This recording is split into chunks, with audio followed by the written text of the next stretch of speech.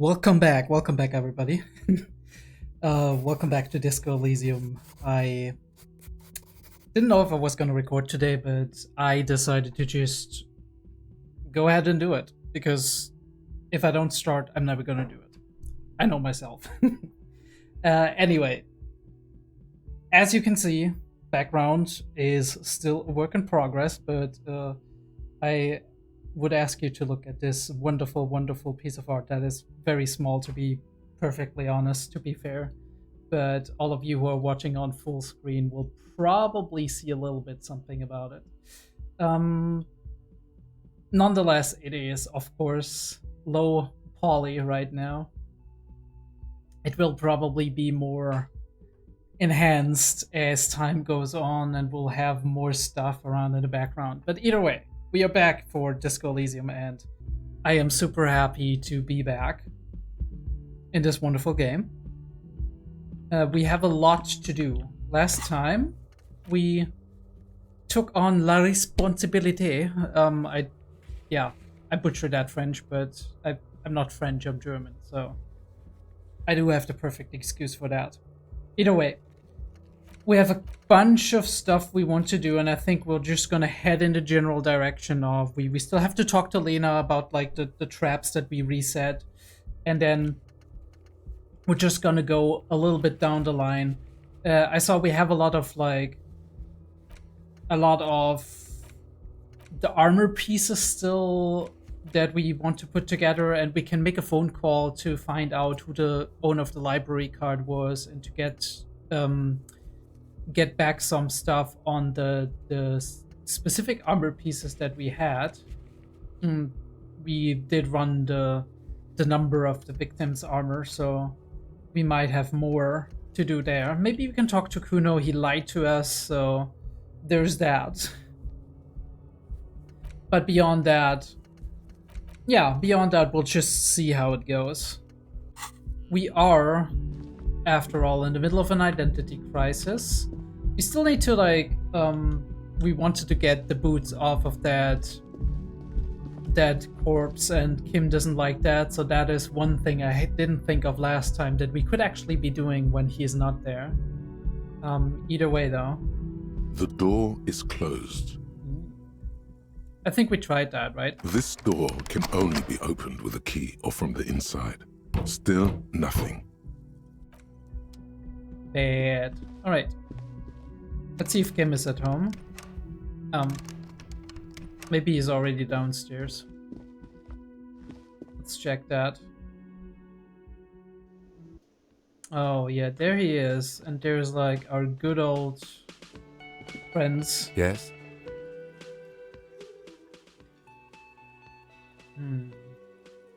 Kim, we need to talk about responsibility. I'm glad to hear it, Detective. I was wondering when we'd get to this very subject. Good, we're on the same page then. If you ask me, it's high time for you to put the bottle away. Sober up, get back to basics. That would be my advice. Oh, I'm not giving up drinking. It's what got me where I am today. No, I meant la responsabilité. You know, the kind that gets assigned. Why are you pronouncing it like that gentleman from the Institute of Price Stabilité? You know what? Forget it. What specifically are you trying to assign responsibility for?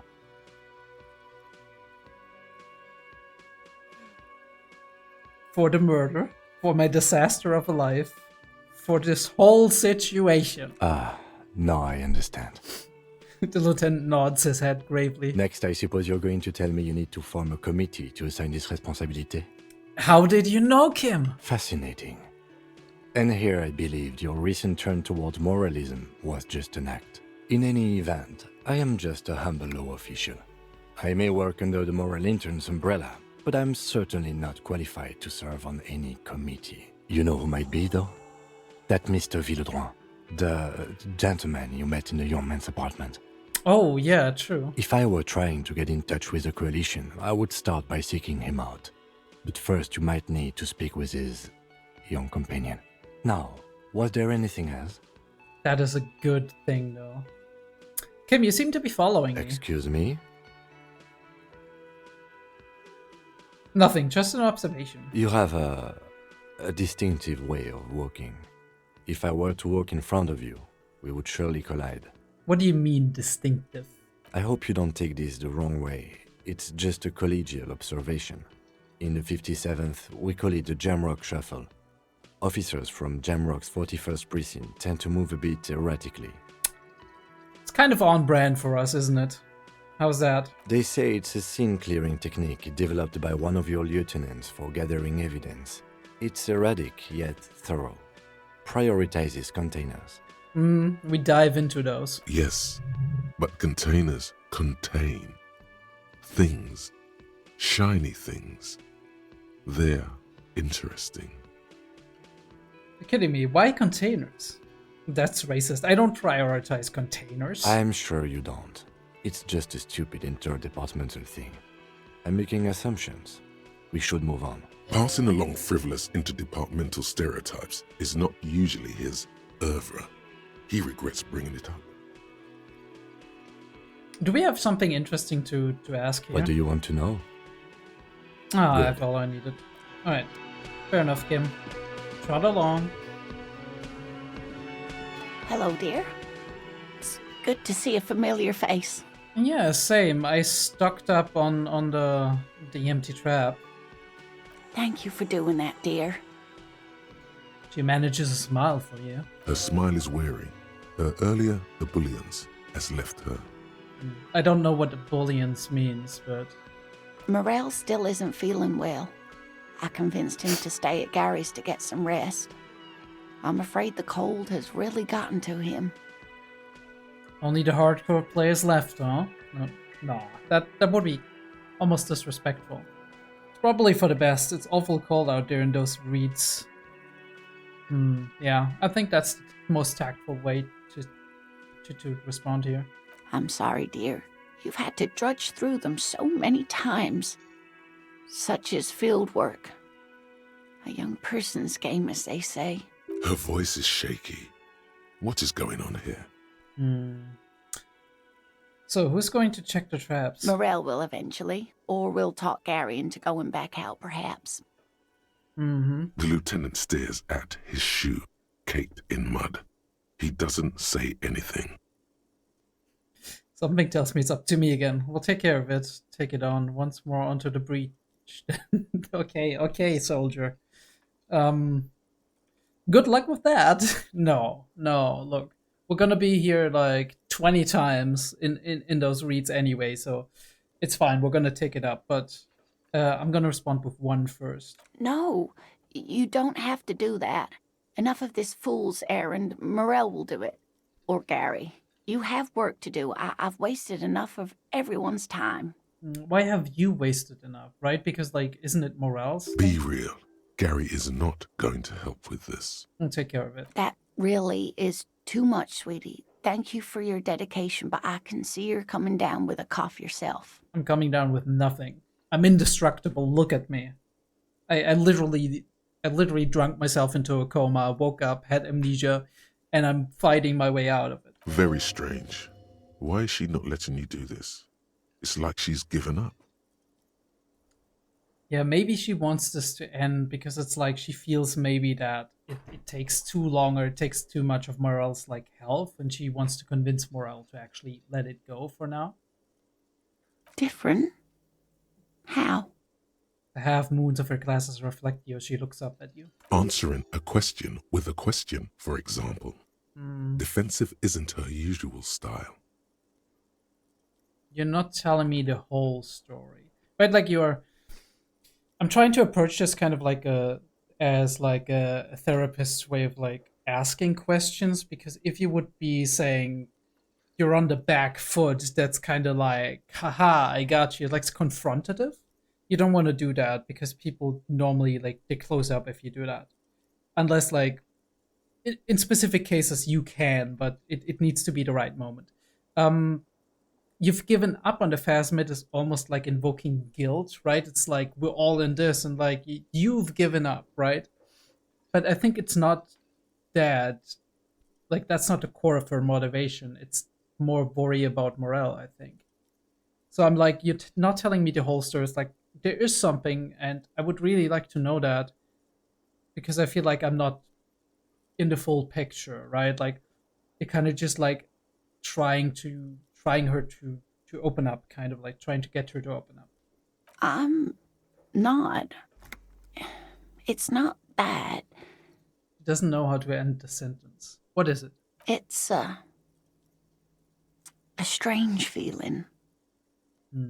I haven't really told this to anyone, but you are a police officer. So what I'm gathering from that is that she's like considering telling it to me because I'm a police officer, right? So it's like maybe something that you would need some trust, some level of trust with. And when a police officer asks, you must answer. Oh, okay, that's interesting. That's a different way to interpret that, right? It's like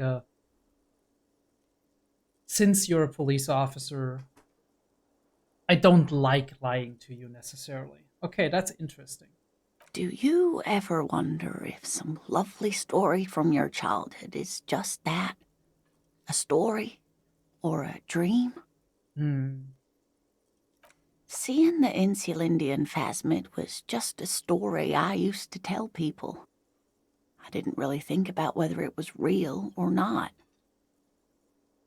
But Morel told me you'd seen it. You also told me. Morel's so proud of it. He always tells everyone. So a white lie to keep up that, I guess, also that spark of inspiration and that spark of like enthusiasm that Morel has for his craft. A terrible sting in the heart. Regret. Seem to really believe it happened. Doesn't that count for something? Are you saying you made it up? So you haven't seen it. I should arrest you for lying. Okay, cool. So the question is, did she used to believe it happened, or is it something that she just like, from the moment she was asked, she made it up? No, sweetie. There's more to it than that. Morel was so eager to believe my story was evidence of the phasmid's existence that I'm some queen of the cryptozoologists. That, and for years his belief made me believe too. So she didn't see it, or maybe she saw something and just said maybe it was that. Possibly, maybe I'm imagining a young Lena, a young Morel, maybe the first date or something, or like the first couple of like encounters with one another, and then you're getting to know each other and you're excited, right? So you tell each other like all kinds of things and have all kinds of conversations, and this is how it starts, right? You're getting into this, like maybe it was started as a casual, interesting conversation about like this cryptozoology thing.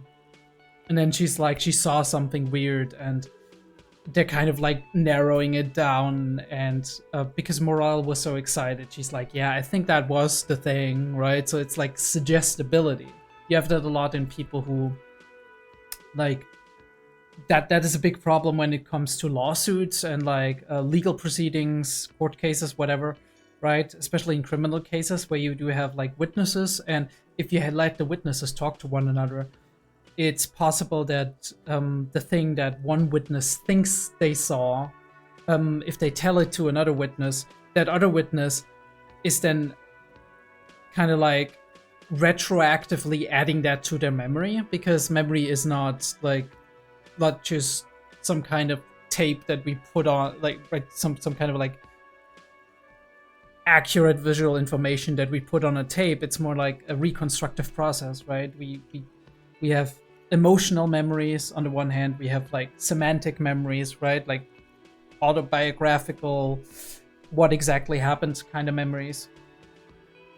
And these are like, when we remember things, we reconstruct them, right? We reconstruct kind of the feelings we had, but post-memory processing is a thing. So if we are thinking about the thing after it happened and we gain new information, our brain works a way that it adds the information to the memory. So what can happen is that at some point in time, even though originally that wasn't the case, details like specific specifics. In the case of Lena, for example, it would be maybe specifics of like the shape and the form of the thing that she saw, or the behavior or whatever, would be added to her memory of the strange things she saw at that point in time. And then she starts to believe it herself. That's how I'm kind of understanding that. But now we're both getting old, and he's still working himself sick out in those reeds looking for it. But what if I was just wrong? I think I was. And now we're getting into the other side of it, though. That's self-doubt, right? Like, if you're searching for something a long time, you're trying to achieve something, and you're not achieving it, you're not finding it, you're starting to doubt yourself. And that can mess up your memory as well. So maybe she initially saw it, and it actually happened, and now she's starting to self-doubt, and now she's like, did it actually happen? Right? Because human perception is very malleable, as is memory. The lieutenant opens his notebook, but doesn't write anything. He's hiding. These things are tough on him.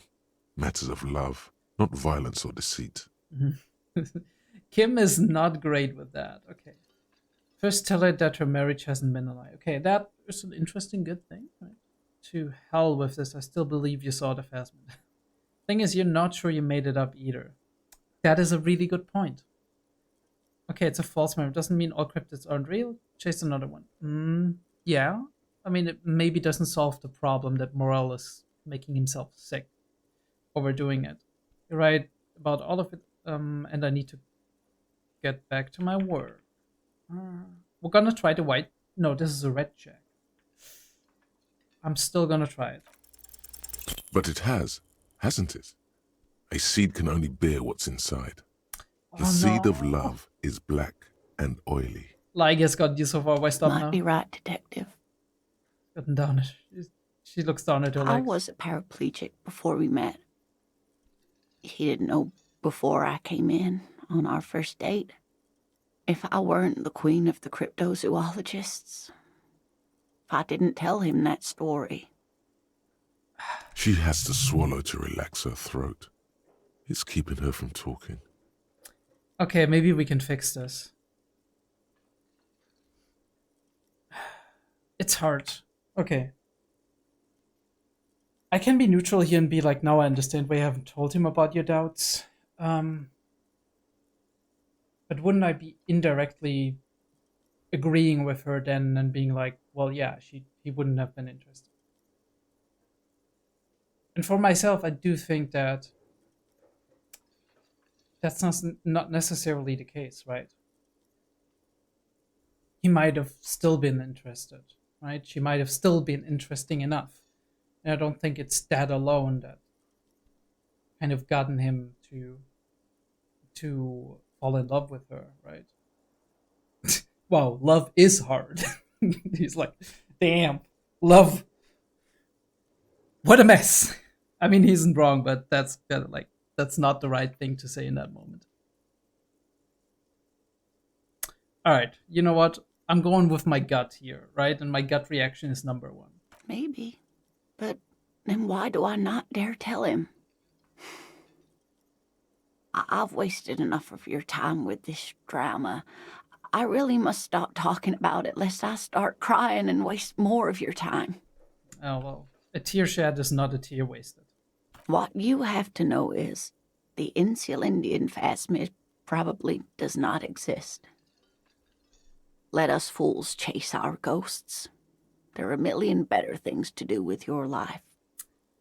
There are, but sometimes chasing something stupid, doing something foolish is part of life, right? Are there? Some of the other things are pretty bad. It's like we're going into avoidance mode. We're like, but we could chase it too.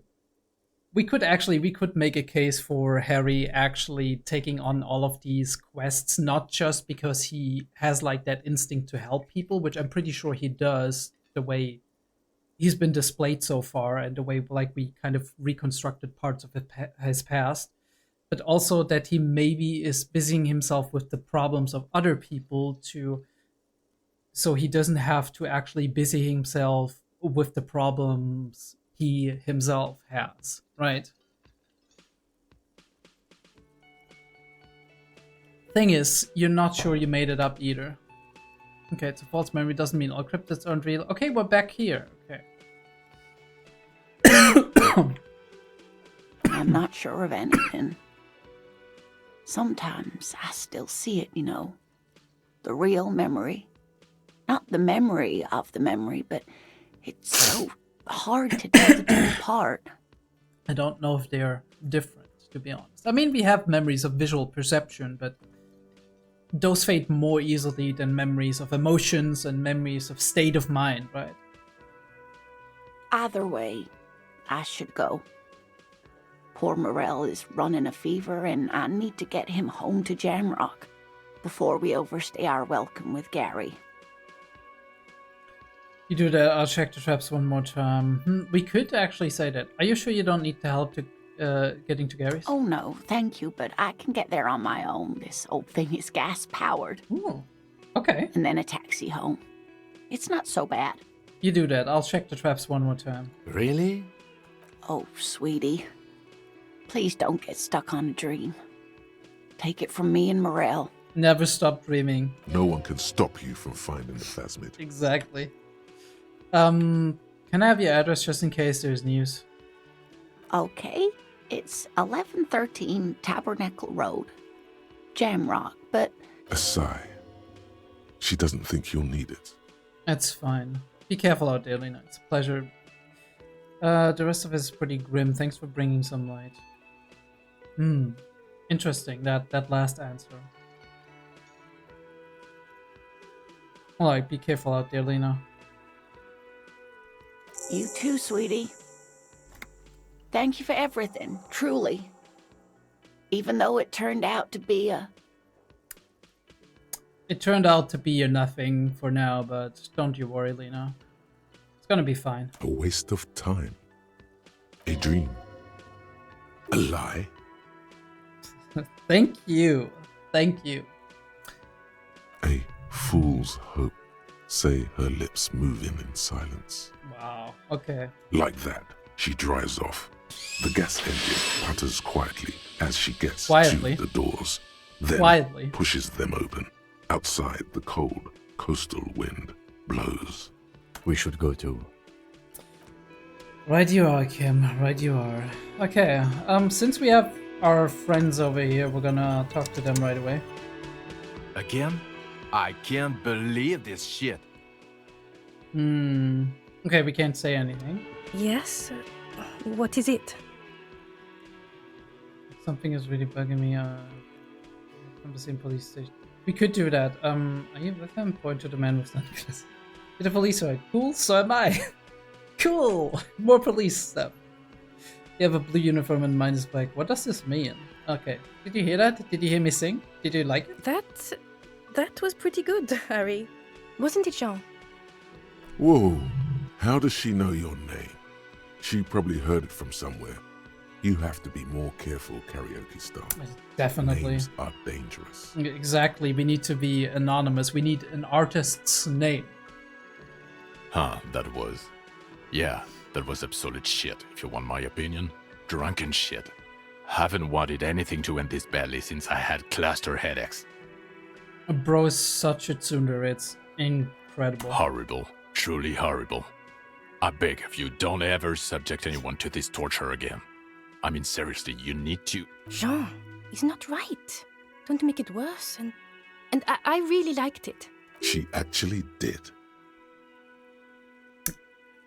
I mean, if drama is right, thank you. I guess.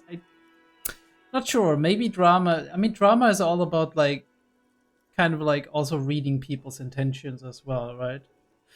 I don't know. It's a success, so... Look, something is really bugging me. Are we or are we not from the same police station? God damn it, you leave her alone. Keep your weird bullshit to yourself and be professional for once, for fuck's sake. Can I actually help you with something? She looks at you apologetically. Yes, of course. Preposterous. I mean, you would remember if they were, right? Who forgets their squad mates? That's not possible. Did you just call me Harry? Yes, I called you by your name. What about it? My name is Rafael Ambrosius Costo. That is our artist's name, okay? This is our artist's name. It came to us in a dream, okay? It's perfect. How do you know my name? Good. Everybody knows your name. Please go finish your investigation so everyone can go home. Are you with him? The dude over there in the weird, like, wig? Of course I'm with him. Why do you ask? You... Holy shit. I don't know if that's appropriate. The problem is... I mean, I don't think she has something with Harry. So the question is if there's something... I could be poking a needle, like a bee's hive right here. You know what? We're gonna risk it. And you look like you don't bathe, on principle. Please, let's not turn this into another exchange, okay? You're the police, right? Cool. So am I. Actually, I want to see... I'm not doing that often, but... I want to see if me choosing the answer of pointing at Jean and saying he's cool is getting a different response. Of course I'm with from him. Well, he's not. He's a sack of shit barely kept together by crazy glue.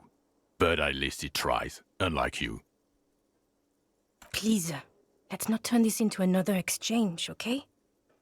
This tells me something about John, right? Like, we have a lot of themes on Harry about how he dislikes himself, right? Like, how he's very hard on himself, how he's like...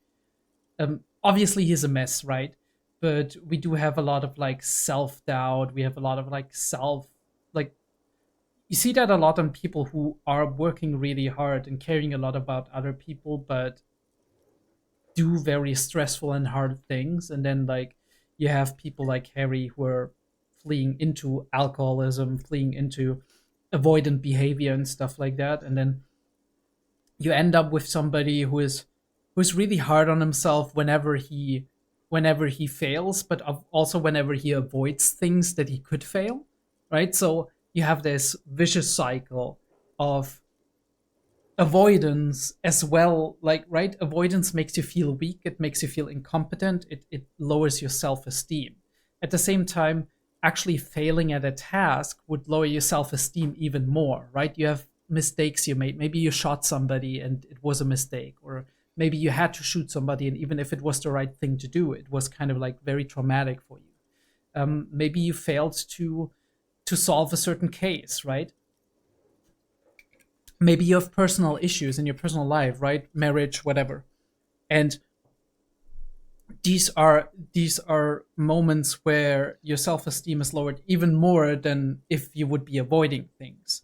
So while both of them actually lowers your self-esteem, failing, or at least, like, this is what you believe, right? Failing at a certain task in your eyes, in your mind, would be way, way worse and way more catastrophic than actually avoiding the thing. So you keep avoiding the thing, and either you're literally lowering your self-esteem by the same amount, or it's even like that failing wouldn't be as bad because you still have, like, your social support systems, you have your partners, you have, like, your learning experience, but because you're so afraid of that, you're actually avoiding it, and you're doing, like, you're having a worse outcome while still believing that the alternative would be the worst outcome.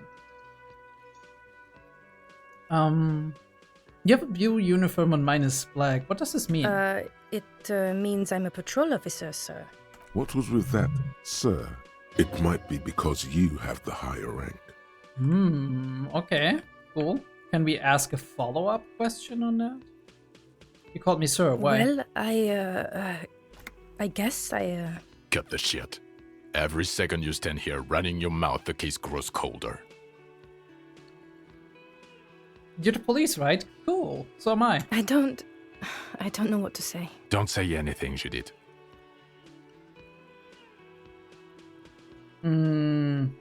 Wait, is he police? Me? No. I'm just a man with sunglasses. I like wearing sunglasses inside. Sunglasses and a fucking wig. Okay. Logic's like, just like, okay, dude, whatever. Logic's had it. What are you, the police, doing here? I'm just looking out for... You?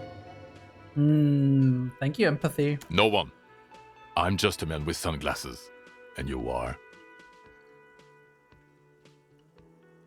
A policewoman. Yes.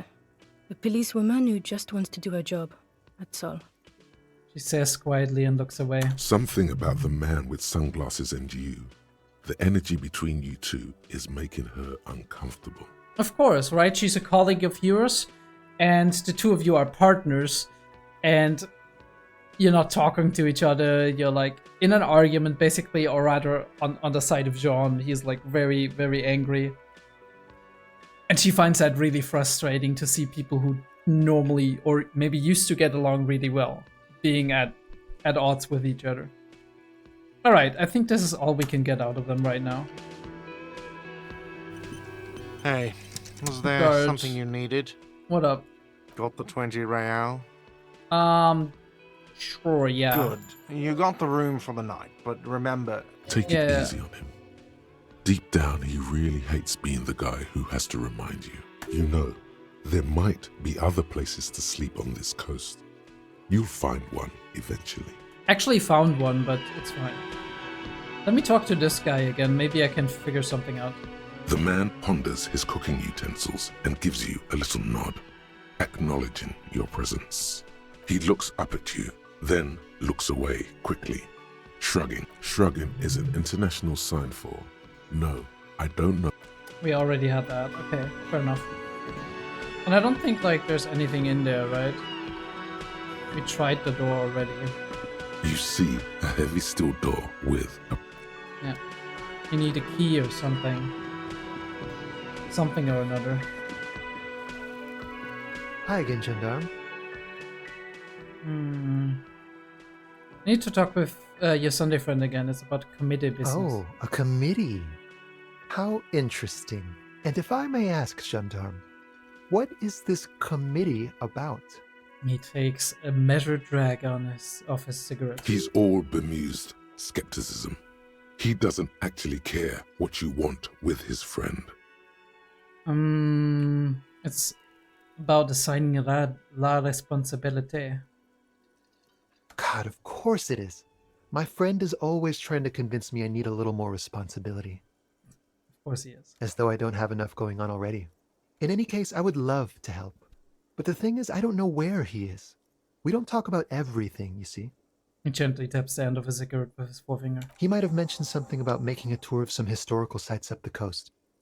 In an unofficial capacity, of course. Okay, I got some stuff in mind, possibly. We'll look out for that. You know, well, when he'll be back? I guess I'll have to look for him along the coast. I guess you will.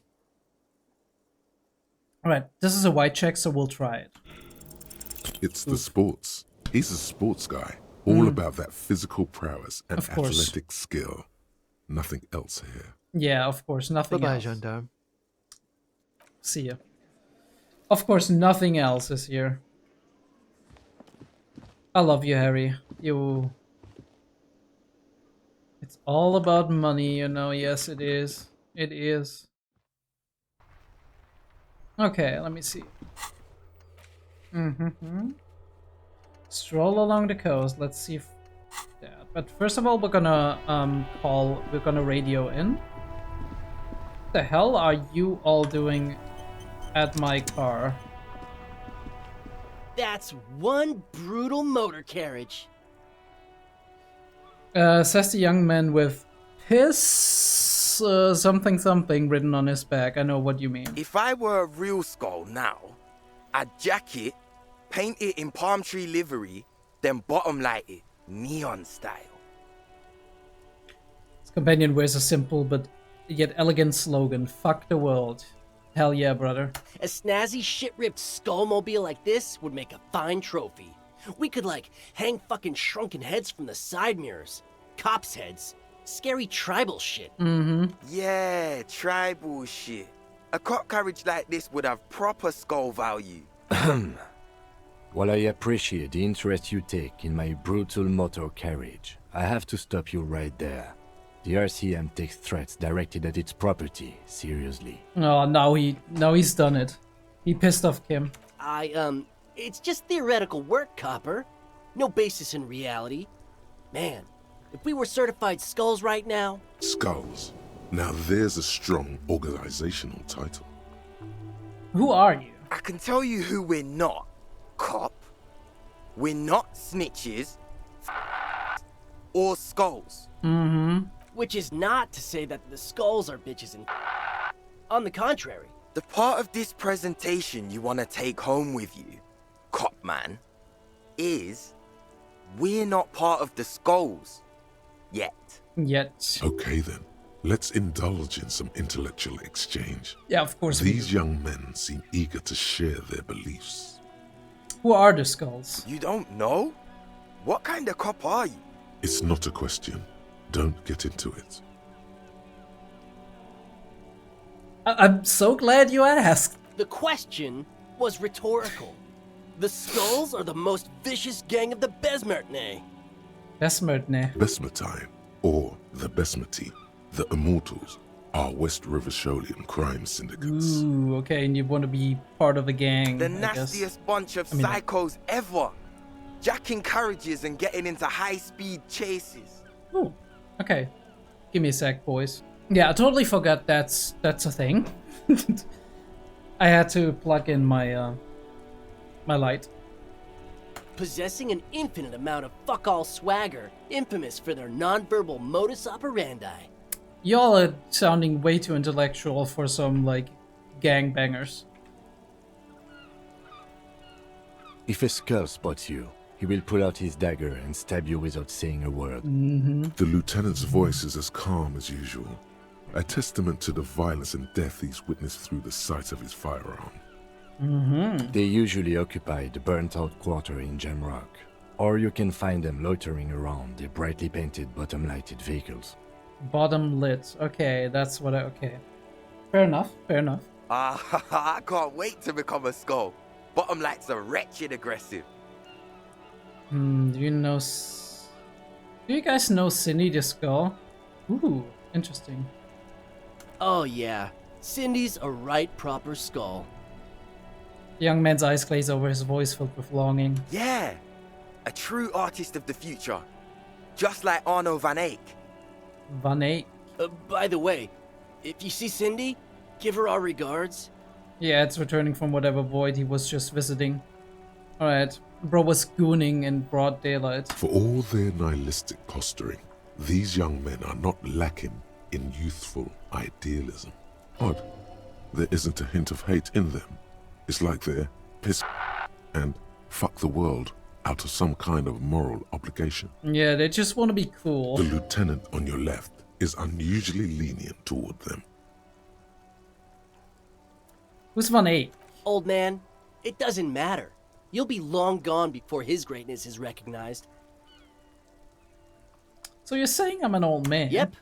Old as fuck. Yeah, man. It's like at death's door. He ate wrong, No that's the wonder problem. you know nothing about the future. You won't be there.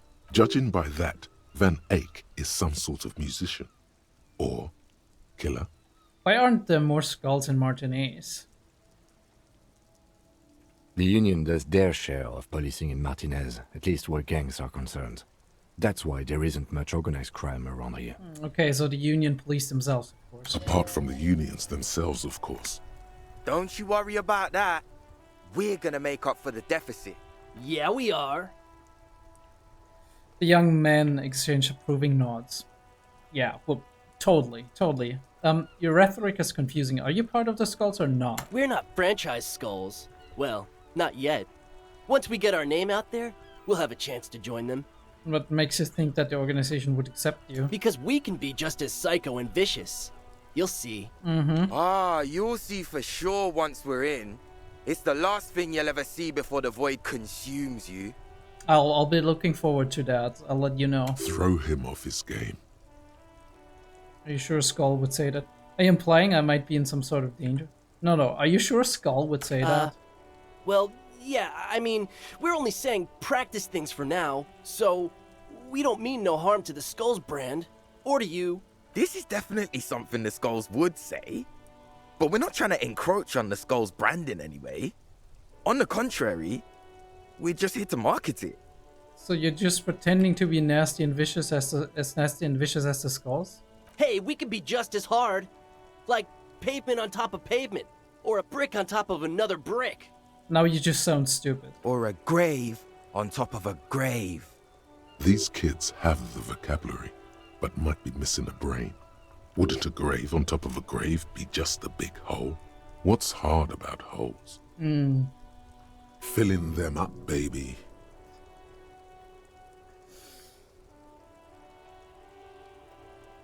Electrochemistry out of left field, holy shit.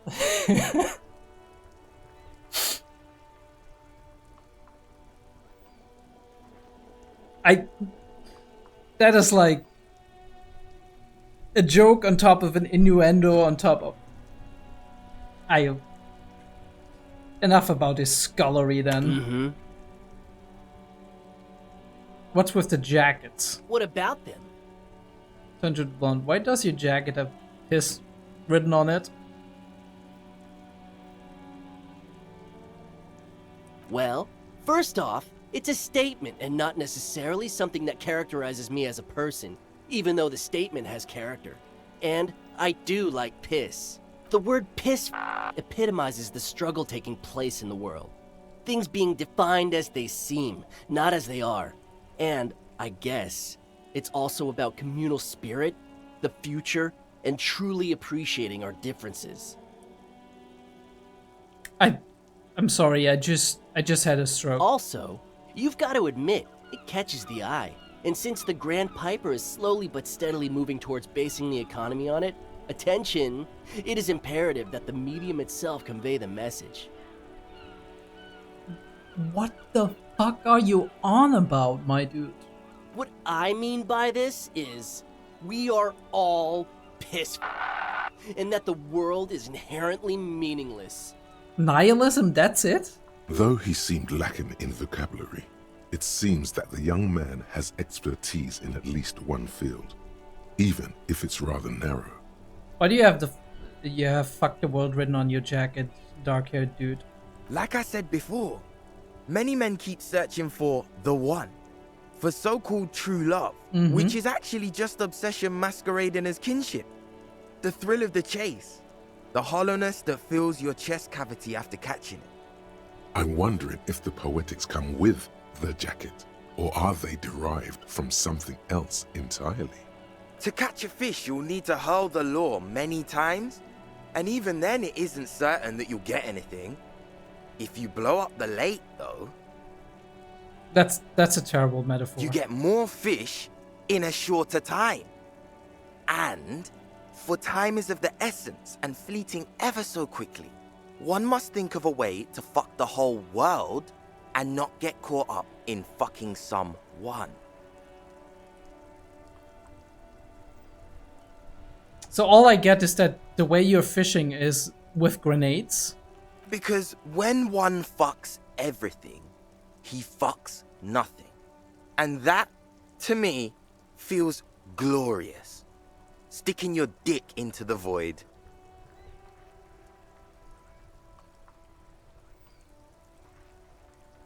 Damn. Shit's deep, man. Shit's deep. Hate to admit it, but in a weird way, he's got a point. Shut the fuck up, Rhetoric. Is it a coincidence that here we have two badass jackets and two badass cops? Hey, Kim, lower your voice. Yes? Do you think it's a coincidence? What is? That there are two of us and two of these jackets? What are you implying? Then looks confused. You know what I'm implying. No, I don't. What are you implying? Are you more of a piss or fuck the world kind of guy? Neither. Come on, Kim, it's just a mental exercise. Fine, if only to end this discussion. Theoretically, if I were a juvenile delinquent, if I were to already be down that path, I think piss is the stronger of the two statements. No way, if anything, I am... No, that works. I feel more like a fuck the world kind of... We actually do. Seems about right, especially considering your heroic exit attempts. That's an origin story for a dynamic duo right there. It fucking is. You better believe it. So are we done here? Or you don't need us around for your secret whisper party, do you?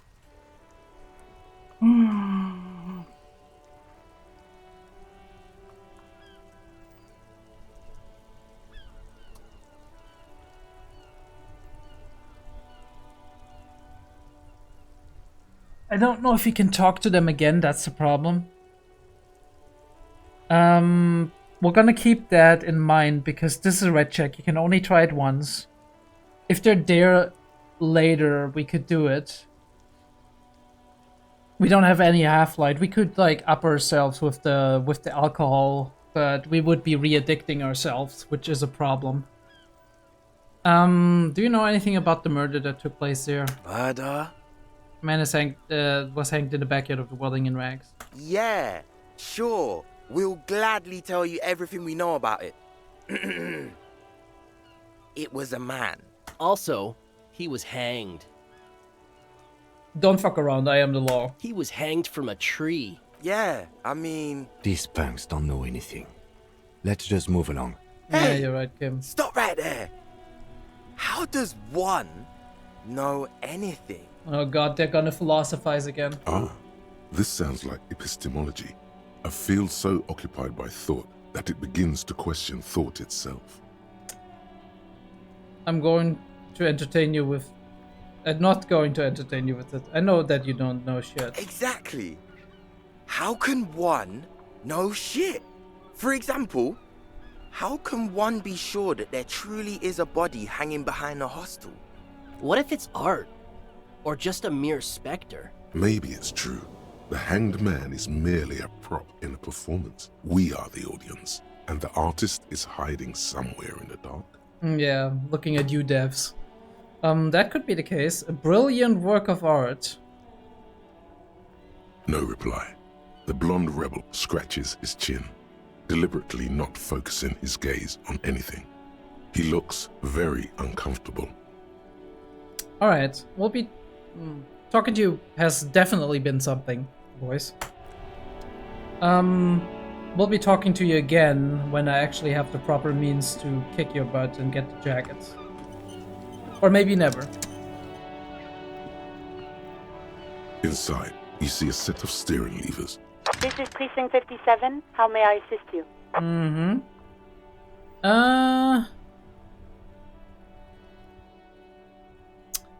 Oh wait. Why is it still showing me the thing in the quest log if I already know stuff? Oh yeah, did you find out more about the owner of the armored boots? Sorry, sir. I still haven't heard back from the database people. Try calling again later. Is there anything else I can do for you? Ah, damn it. Okay. Public library? I'm afraid they're closed. It says here that the library is open from 10 a.m. We should try again during... Anything else, detective? Yeah, that's fine, that's fine. We can do business In the hours. cabin, you see a set of... We can do business hours, not a problem. Then we're gonna talk to you, because we still need to find out who the lorry driver was. And I've decided that this is definitely what I want to know. And it doesn't matter what I think, like, that I think you're a cool dude and want to, like, help get along with you. It doesn't matter, right? Like, we need to find out our thing. Inland Empire Volition, we got like some drama here that we can add. We have -1 on suggestion. Not quite sure what we can do here.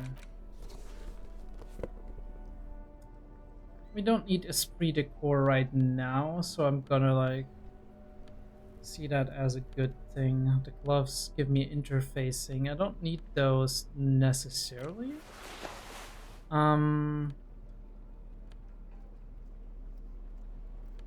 Yeah. Reaction. I want to keep reaction speed. Shivers. Composure. Logic. -1 perception. I don't need -1 perception. interesting that we can add to a half-light with that. Maybe we can like prop ourselves up a little bit with all of these things here. We have on the shoes empathy. I want empathy. I need composure too, but that's like it's more important to have like the empathy thing. Glasses give me savoir-faire and visual calculus. Remove visual calculus, I mean. Logic. I think savoir-faire doesn't help us a lot. It just helps us with style and stuff. So, we could be adding those just for the heck of it. Do we have any interesting like shirts? No. Shivers, authority, pain threshold, volition, less empathy. We got not empire here, but we already got it here. Drama and electrochemistry. Don't need that. Rhetoric, conceptualization. Both of them remove something here like empathy or suggestion, but I think this is better for now. We have +1 perception on those boots. Keep the empathy for now. Logic, suggestion, encyclopedia.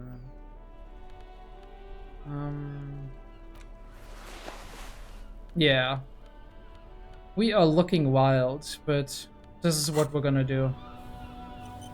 Let's go. Now it's turning into a kind of a snow limbo, man. What's on your mind? I've changed my mind about your friend, the lady driver. What? But I told you she's my friend.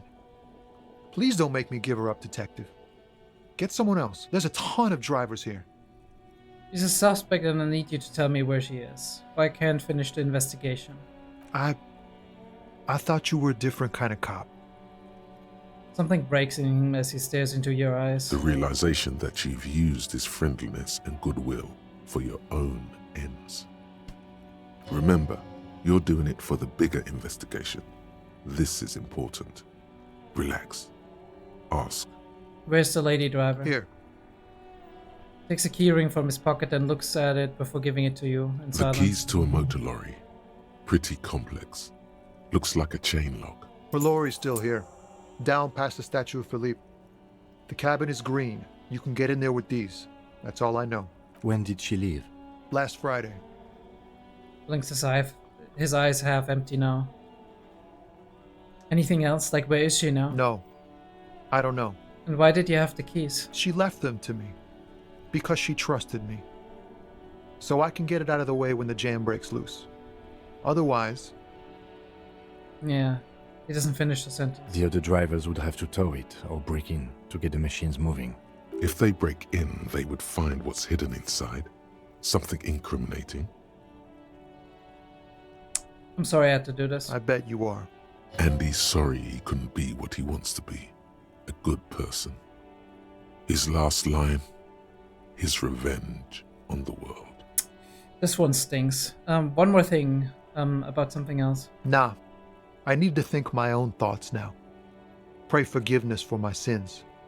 Go check your cabin. I hope it gets you something.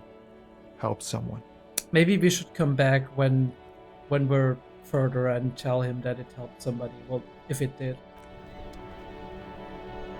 Because we're doing this for our own reasons too, right?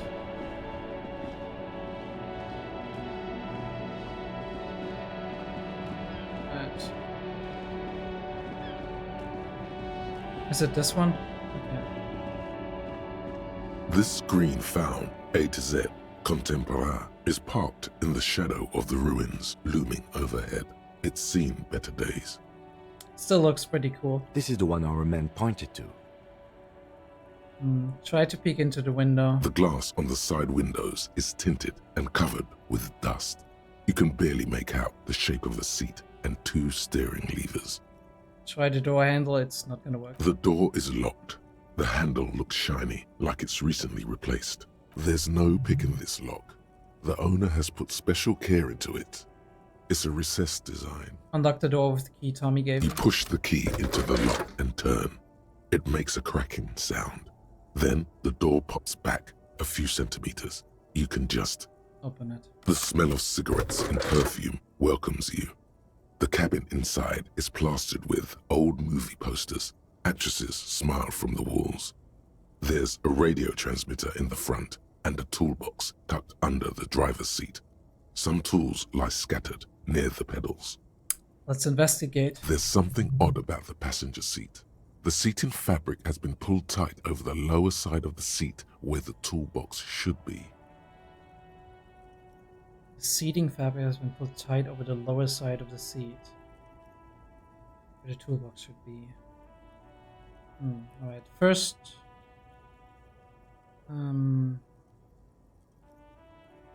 pull out the pull-out toolbox, I guess? A metallic drawer slides out from the seat. It's empty, except for a folded newspaper. Unfold the newspaper. It's an issue of Peripherique from last Wednesday. A piece of paper falls out from its pages. Pick up the note. It looks like an article ripped out from a radio enthusiast magazine. Complex mathematical equations explain the basics of something called the Ulan frequency system. The Ulan frequency system? I've never heard of that before. I know of FM, AM, UKV, but... Thought straight off. Isn't that the thing we saw in like one of the buildings, right? With the abandoned... like the abandoned people who had like those radio stations? Maybe I'm wrong. The pull-out toolbox slides back into its nest. The rest is as it was. Posters, a radio, dust on the windows. Admire the posters. These are movie posters featuring starlets from long-forgotten films from the 20s, the teens, even the 90s of the last century. Wow. One of them particularly catches your eye. A centerfold of an ingenue attached right above the back seat. There's definitely perfume in the air. It's spicy with a hint of amberette, wafting through the bitter air of the cabin. Stop and wonder, what's that smell? The remnants of a sweet juniper-scented perfume.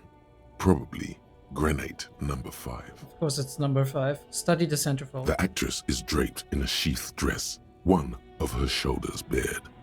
The faded remains of an autograph run across the poster. She's looking past the camera. Special.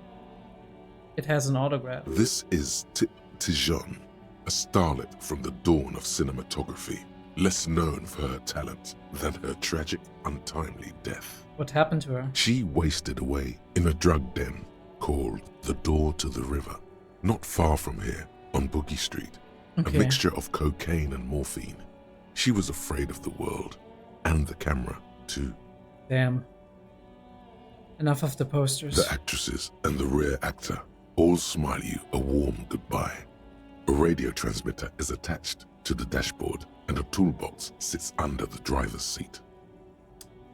Check the pedals. You wedge yourself under the steering wheel to get a better look.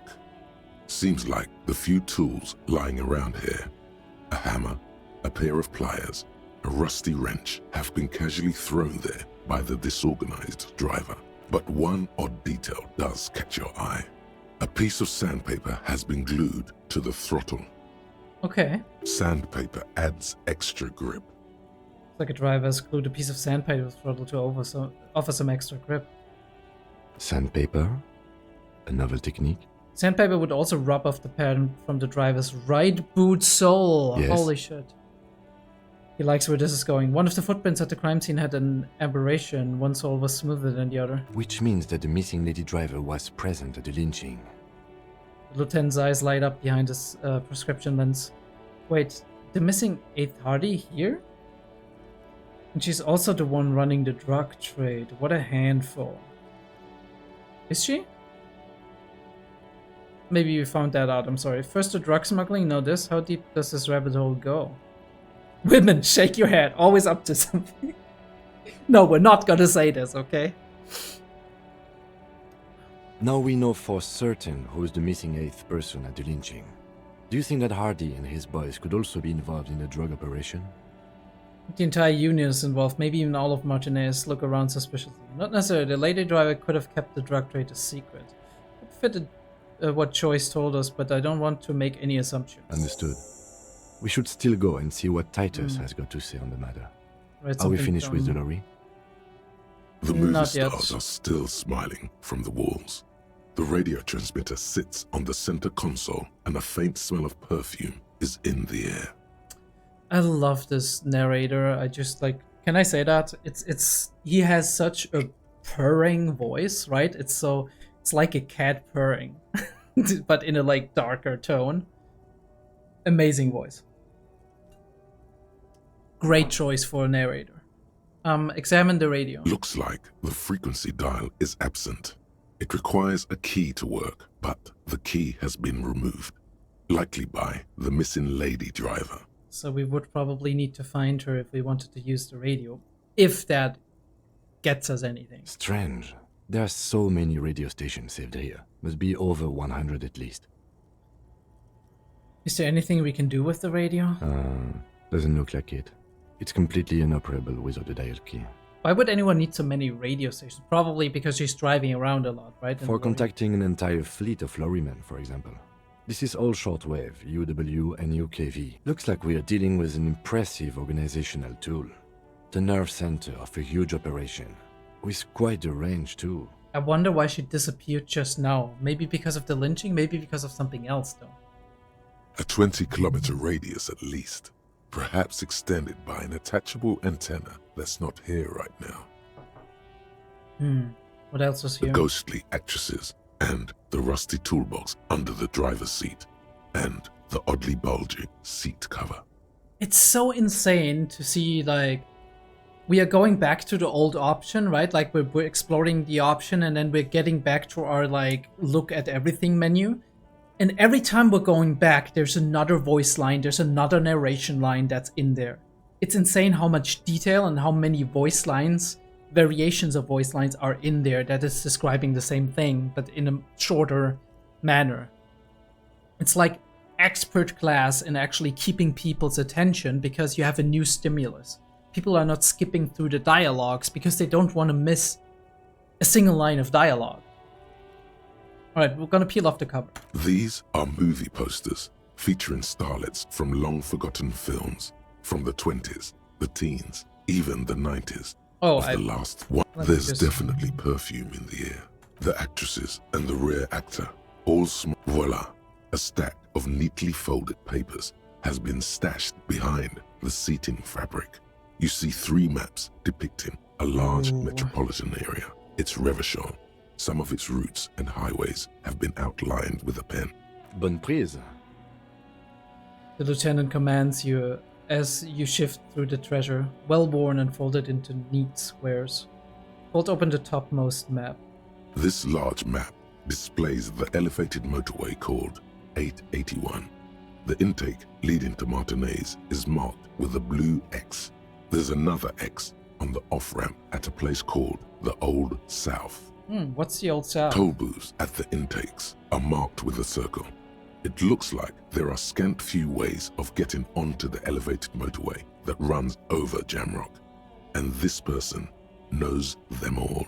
Okay, the second map? This municipal map from the 30s displays a complex system of storm sewers underneath a sub-district called the Pox, old military hospital, right adjacent to the 41st precinct. It's like all about getting through Jamrock. No storm will ever drown Revachol, the great solution to the riddle of history. No storm will ever drown Revachol, the great solution to the riddle of history. Okay, Inland Empire? I only understand like half of that, right? Because of like the storm drains and whatnot. Look at the third The map. final map displays a labyrinth of service tunnels left over from the construction of Motorway 881. A few routes have been marked with a pen, where the tunnels and sewers surface near the eminent domain and a traffic island in central Jamrock by the lake. These service tunnels were probably used during the construction of the foundation beneath the motorway. Looks like the smugglers have infiltrated the road network belonging to East Motor Tract. Smugglers have infiltrated the motor tracks. So it would seem. The lieutenant examines the maps with a third brow. The RCM patrols most of these auxiliary roads, though apparently not all of them. Where does the contraband end up, you think? Hard to say. This distribution network looks certainly large, yet still vague enough. It doesn't reveal much about the Besmerti behind it. Besmerti, that sounds vaguely familiar. The Besmerti is a Revacholian crime syndicate. Oh, They see okay. themselves as the inheritors of the 14 Revacholian Indo-tribes. We said But really that they're earlier. just violent gangs vying for control on the west side of Revachol. With cool names like La Puta Madre and Aura Masta. It's a La dark pirate. puta madre, holy fucking shit, what a name. Who do you think is behind this? It's definitely not the Union. They just do some logistics. This operation has spread everywhere in Jamrock. If it's that widespread, then Madre remains the most likely suspect. Okay, thank you, Kim. Here's bad news. There have been attempts at a serious investigation before, but they haven't ended well for those involved. Alright. Lieutenant Kitsuragi Dangerous. is a brave man for saying Madre's name without the winces and whispers that usually accompany it. Okay. Return to the stack of return the stack of papers. Best not to disturb the scene. I'll have forensics go over the lorry and pick this up later. The stack of maps looks just like before, barely noticeable. The movie stars look silently by, and the pull-out toolbox has a rubber handle, worn from years of use. We closed We the door. close the rusty old lorry door. Great. I think we got everything. A word, detective? Before we return to Joyce? He steps away from the lorry. Alright. Kim, what do you have to say? Alright, we've finished here. Let's quickly debrief and go over what we found, so we don't do it in front of the company rep. Seems like something police would do. What do you think of all this, Kim? Honestly, I'm quite worried by what we've seen so far. The evidence seems to point to a rather extensive and well-organized operation. I think so too, right? Like a lot of security measures as well. I'm especially intrigued by that radio transmitter, particularly the sheer number of stations it can connect. Looks like this alleged drug trade casts a wide net. This means it's well-funded. Technology like that, a major player must be financing it. And I don't think it's the unions. I'm not sure what the ULAN frequencies are all about, but they may hold some significance. Perhaps it's a better way to connect between fleets while avoiding frequency bleed, or maybe it's used to tap into RCM networks. Oh, and the maps we found. They reveal the geographical extent of the operation. Looks like they've used abandoned tunnels and access roads to stay hidden. This is useful info. It is. And last but not least, it looks like the Hardy Boys knew this driver, as we know that she was present at the lynching. This may be the Union connection we've been searching for. It may be. The probe and the case converged, he thinks. This was quite the find. So it turns out this is connected to the union. Like Joyce told us, yes, logistically. But don't expect to bust this open during our stay here. At best, this is an angle we can use against them to other ends as extra ammunition. Yeah. Meaning, someone as slippery as Everard won't be caught by a couple of cops and some stuff they found in some cabin. Yeah, it needs more than that, and a bigger operation probably. The question is, how much do we want to reveal of that? Because it could endanger future operations. Will the RCM open an investigation into this? We should return to the murder case. See what Joyce tells us about the lynching. When we are done for the day, I call my station and suggest our narcotics department look into it. There are more than enough grounds to start an official investigation, sometime later when we are done here. We do not want to get caught in that. What are you thinking? The fact that one hasn't started already gives me pause. An investigation, I mean. Especially if the Madre grouping is involved, and I can't imagine they aren't. It's certainly worrisome. I was thinking the same thing. They might have an inside man. All the same, I don't like the idea of internal affairs descending on the matter. That won't help anyone either. What about the movie posters? How do they factor in? Just out of left field, a stupid question. As elegant as they are, I don't think they are relevant to the drug trade. A lot of women there, especially for a lady driver's cabin. Oh, that's actually an interesting observation, right? Obviously, there's nothing wrong with that. It just gives us maybe a hint about who the lady driver might be. Yes, well... He doesn't say more. Okay. As elegant as they are, I don't think they are relevant to the drug trade. Maybe the trader is some sort of cinephile. Yes, well... What as are you... elegant... I'm going to say no. Okay. I mean, I didn't think that the third one, but... Okay, debrief over? Debrief over. After you. Thank you, Kim, for your valuable input. I always appreciate it.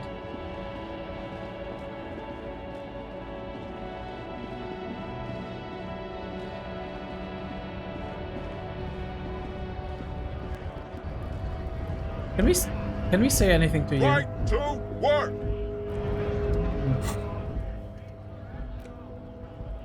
We can confront the Hardy Boys about the truck trade, but before that I would like to talk to Joyce, to be honest.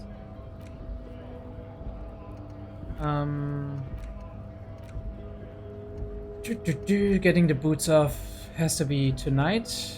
Public library is at 10 o'clock or later. And we gotta look into the church, but that's somewhere else, so... Yeah, we still don't have 10 o'clock, so... I'm definitely going to... Can we actually... Is it possible to equip... Yeah, it's possible to equip other items, right? Like in the left hand. Don't have any important interactables right now. Pry bar, flashlight, chain cutters, alcohol. Let's go.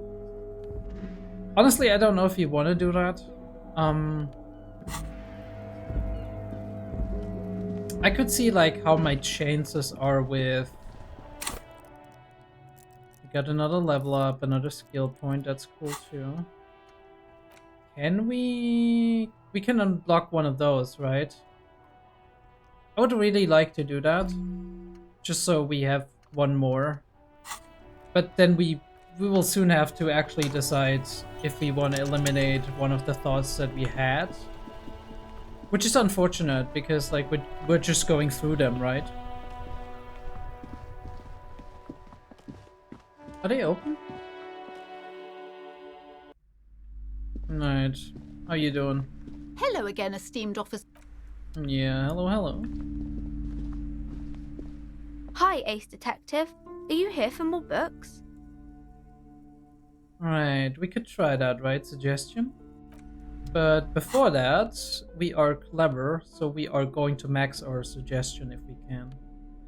See if anything of that is giving us suggestion. Esprit de Corps, Half-Light, you get like Encyclopedia, Drama, Inland Perception, Suggestion, minus Suggestion, mind you.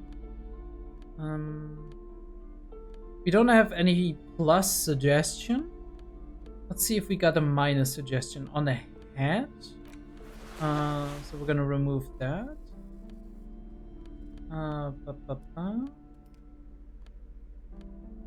Nothing else is giving us a minus on this, so we should be fine.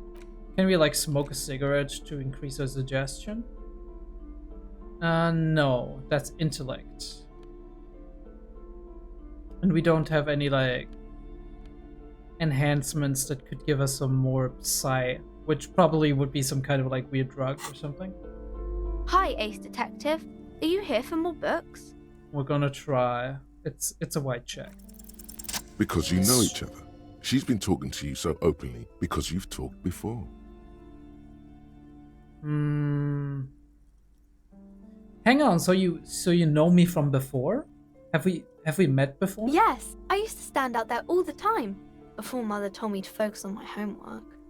Okay. You've been running around all week without your shirt on, sir, apologizing to everyone. I don't really understand what you've done wrong. Did I ever talk to you? Of course, you stopped by a few times. You certainly look better than the last time I saw you. What do you mean better? I look like shit. Yeah, but you don't have party eyes anymore. Party eyes. Yes, of course.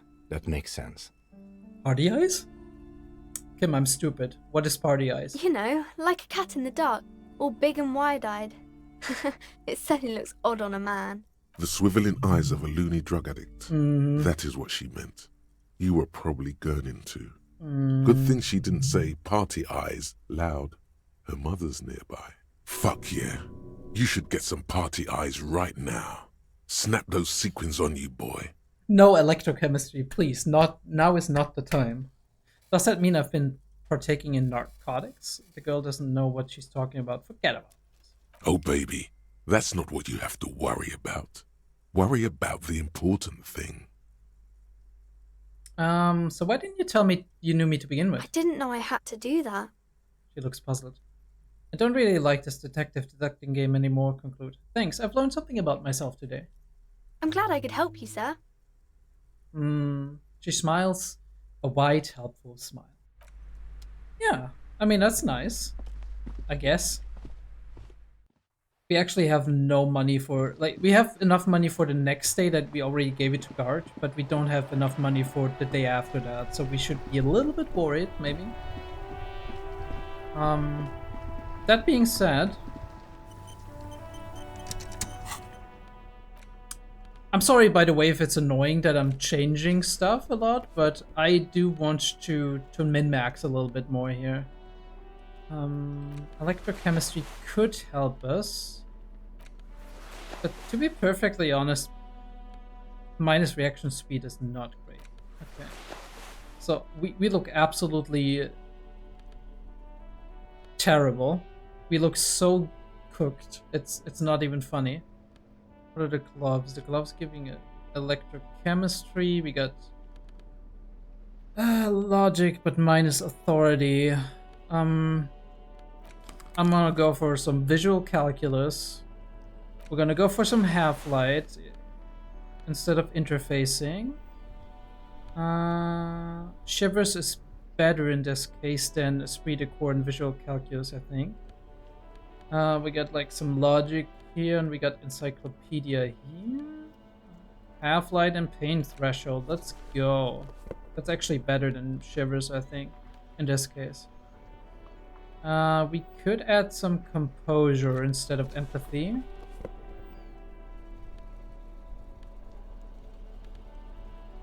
Yeah, we're gonna go for pain threshold as well. I don't know what's gonna happen. Pain threshold versus shivers. We got -2 on physical instruments, so we're not gonna do that. Encyclopedia. We got like some electrochemistry here, but it's not gonna help us. Pain threshold on those. Ooh. But we lose physical instruments, so we don't want to do that. +1 physical instrument, -1 on shivers, and -2 on authority. So we won't be doing that. Okay. We are ready to round those people up, and probably we're not ready. Let's be honest. That ride is fucking lightning. Hey, piss. Look who it is. Shrunken cophead material. We're not gonna do it, but 28 is already a lot better, right? So if we maybe get half-light a little bit more up. We don't have anything else that's gonna add some half-light at the moment, so there's that.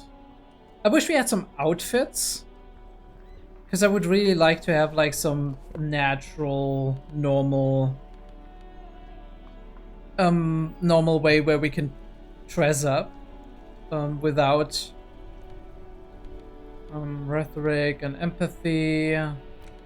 We have minus on empathy, which I don't like all that much.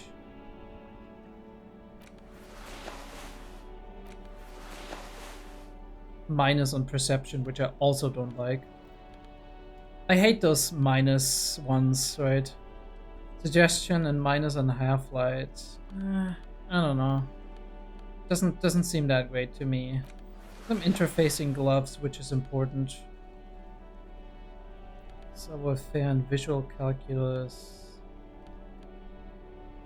Visual calculus is one of our best, so, and we're not gonna try and sneak into anything right now, I think. So I would probably leave that.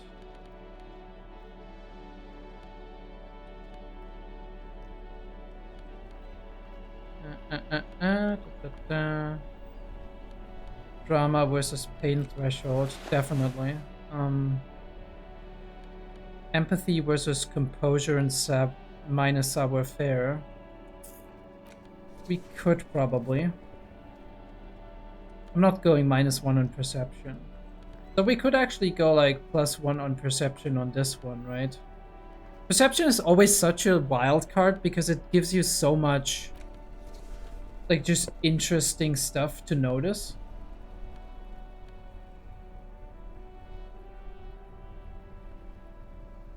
Conceptualization and -, on suggestion. We got +1 on shivers, -2 on physical instrument, which we don't necessarily need here. Encyclopedia perception, don't need that. Can't do that anyway. Okay, that's that. And we don't need any tools right now. So let's go. What were we actually looking up? We gotta run the numbers. The Hardy Boys, oh yeah, we were gonna talk to Joyce, right? That's like the next station we were gonna go. Does bro have anything to sell? The speakers below are banged up and worthless. The sneakers triumph over them. They're the star of the show here. Everything's still cool here, officer.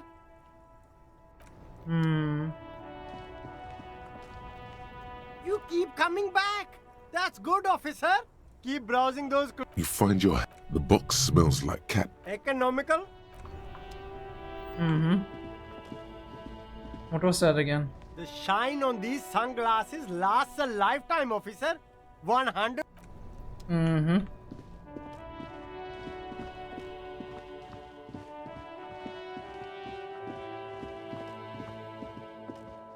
Wait, I'm going the wrong way.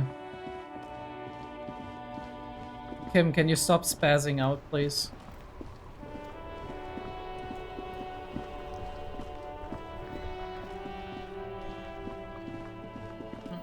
What the hell is that? I haven't seen you before, I think. There's something down there. So how do I get there? Musty smell of a potato cellar. This ring emanates from the air vent. Alright.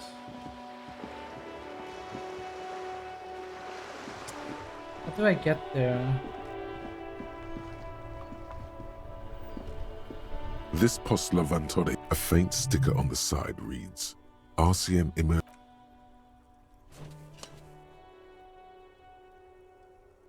The box seems happy. Eat shit pig, fucked by the coon, and St. G with a crown have been scribbled on it. Jenny is a whore, and best set mailbox also. Been there. Post Laventuria mail collection box. Been there. The mail collection box seems cathartic. I'm sorry, I didn't want to shorten that one.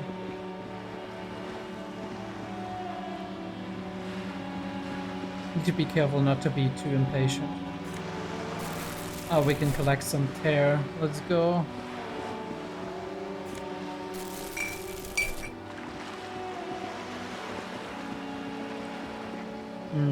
This is where we want to go.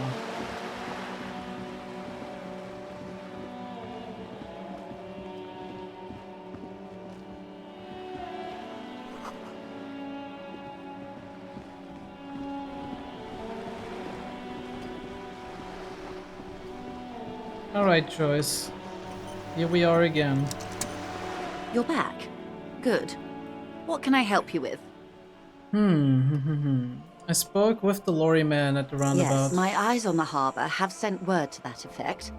What have you discovered? Wait, where exactly are these eyes located?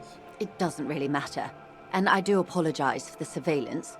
Wild Pines can't afford to be blind at a time like this. One of the tall buildings overlooking the roundabout, most likely. That would give them a read on the entire quarter.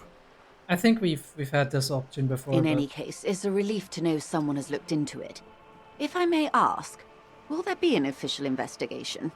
I assume you discovered there is an operation. She's trying to conceal her excitement, but the slight glimmer in her green eyes tells you otherwise.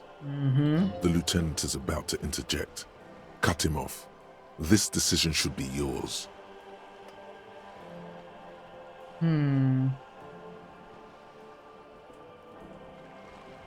Yes, I should decide. Exactly. But what? Hold on, you seem anxious to know. Why is that? There will be an investigation, that's all I can say. You sent us on a wild goose chase, there's nothing to investigate. No, we're not. Turned up quite a few interesting things, actually. We're gonna go for one. I've kept my eye on the Camioners. Even tried to get to know one. It's a mystery I'm already invested in. Which one of them, if any, could organize such a complex operation? Even tried to get to know one.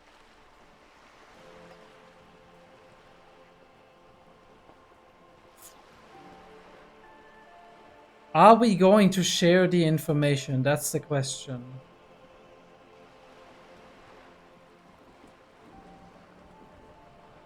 She seems really excited about it. This kind of giving me like sus vibes.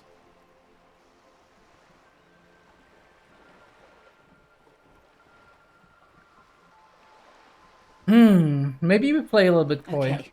I thank you for sharing that much with me. My employer thanks you as well, in any case. You've held up your end of our arrangement. Now it's my turn. I wouldn't normally break protocol like this, but the situation demands it. If you don't solve this murder, I'm afraid we may have a bloodbath on our hands. Tell me again, how are the lynchings and the strike connected? I have an indirect role to play, I'm sad to say.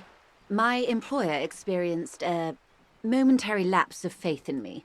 In that moment, they elected to deploy a private military contractor as an insurance measure. They called it my security detail. A momentary lapse of faith. They were dispatched after I relayed the union's initial offer. Every worker... A member of the board. I tried to convince my employer it was simply a piece of rhetoric or a joke. They did not appreciate the humor. Do you need a security detail? Absolutely not. These mercenaries are muscle, pure and simple. They are meant to intimidate the Union into surrendering. Who are they, exactly? Crenel, an Oranese military company. Okay. As far as I know, 3 arrived in Martinez. They report to me sporadically, but they do not answer to me. To be frank, our relationship is deteriorating. So we got like a wild mercenary military company on the loose in Martinez. At least 3 people. They wear ceramic armor, have semi-automatic weapons, and years of combat experience.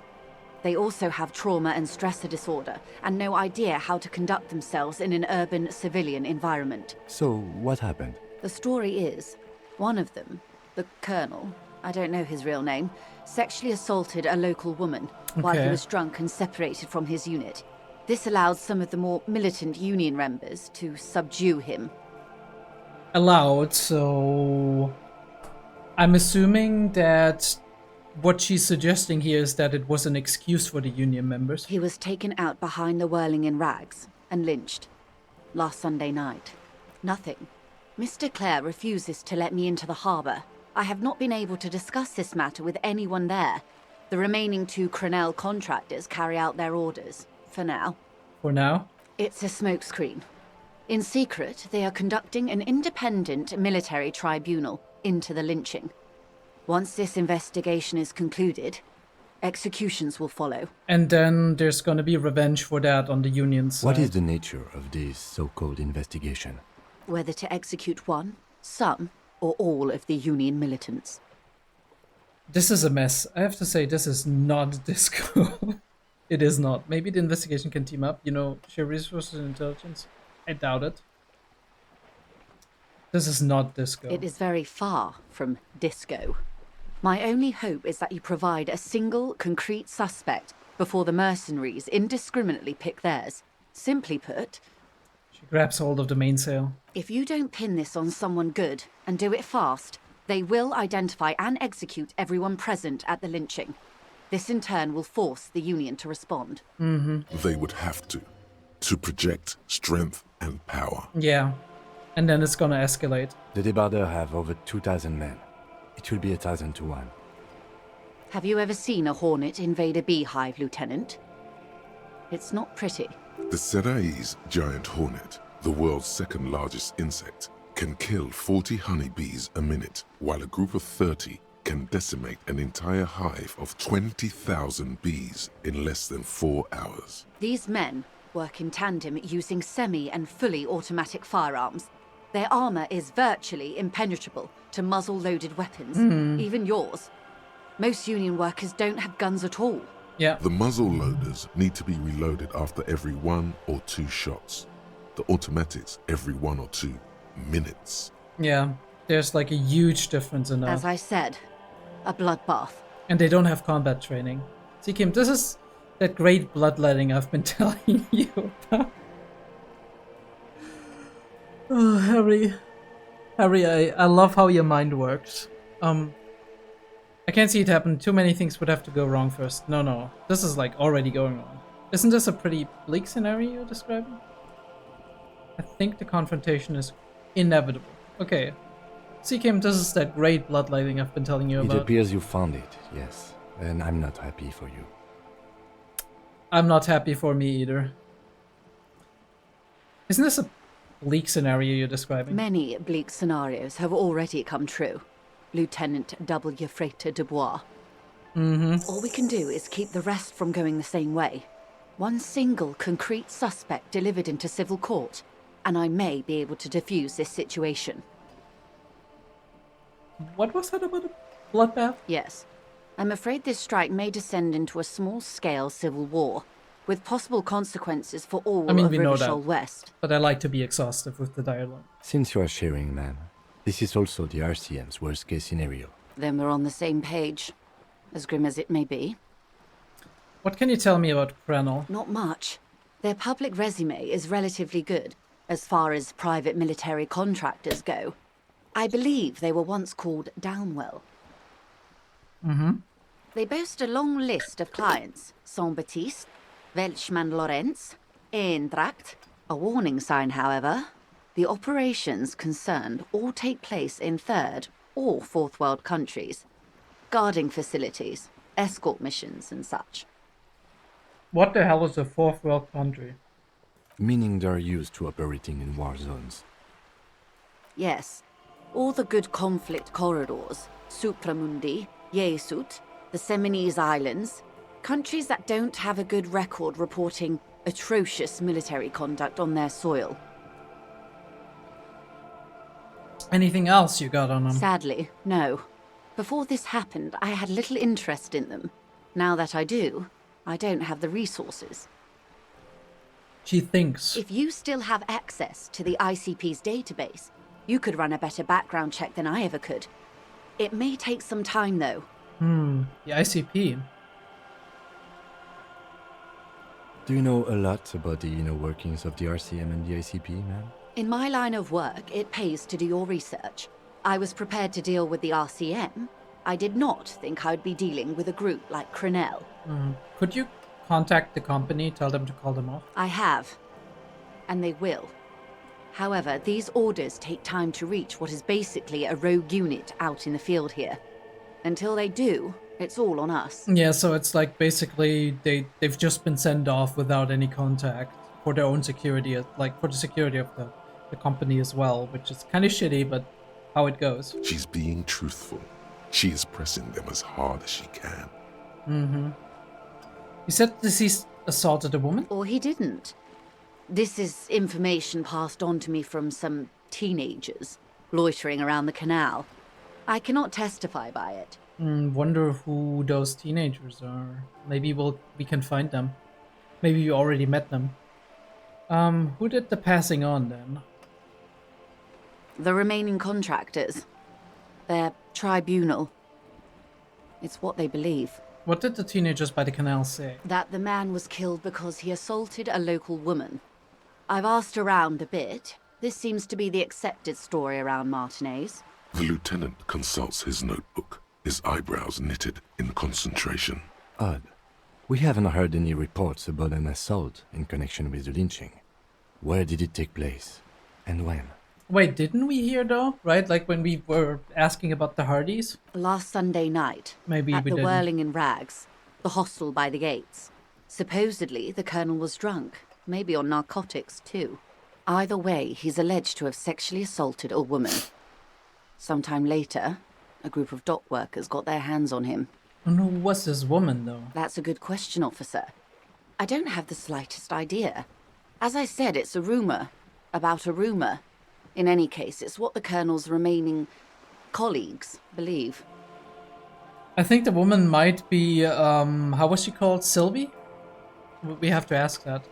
This colonel, the one who was hanged, did you know him? If you mean did I see him alive? Yes. But I did not know him. Not no. You don't know how you know. It's not written on her face, nor in her voice. But she had sympathy for this man. You liked him? Liked is a bit strong. He was the most charismatic among them. He handled all the talking. His departure left a major gap in the group's communication skills. His name was... Lely. His service name. A nom de guerre, most likely. He wouldn't divulge his full name. Only one of them did. A bad sign if there ever was one. Tell me... No. Just Lely. Anything else? Nationality? How old would you say he was? He was 40. Or 50. It's hard to say which. He had a combat injury on his lower jaw. It made it difficult to estimate his age, or gauge his facial expressions. Indeed. This matches the dental reconstruction we saw on the body. Yeah. What else? Nationality? Accent? He was, Occidental, I think. Light brown hair, a mixed accent, Oranese, or Messinian, maybe. His injury gave him an accent all his own. In a way, it was humanizing. He had to learn to speak through it. Through the injury. That's all I know, I guess. I only met him once. This is already a lot. You already see, like, how Joyce, as... In her position as, like, a contractor, kind of needs those people skills to assess somebody at first sighting. So that helps a lot. Where are the two remaining ones now? They've gone to ground, as it were. I don't recommend seeking them out. For one, they're almost certainly armed to the teeth. They don't have the same respect for the Revachol citizens' militia as I do. To put it bluntly, they think you're vigilantes.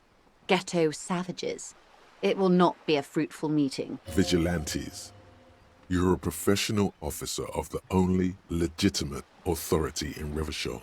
I guess that stung a bit. The RCM vigilantes? The RCM gets its authority from the coalition. Where does theirs come from?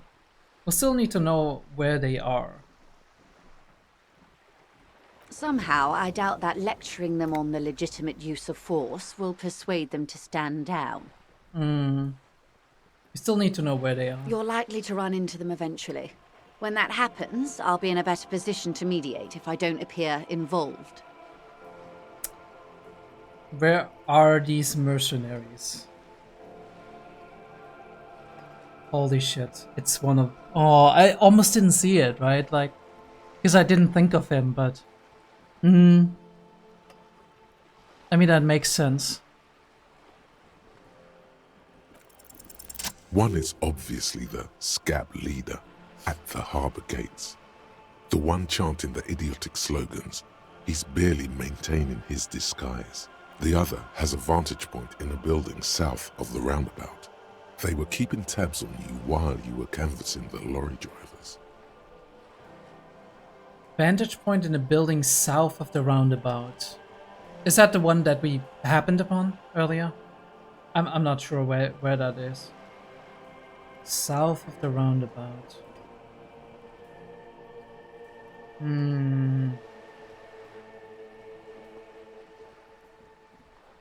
Yeah, I think I know where, but not exactly where.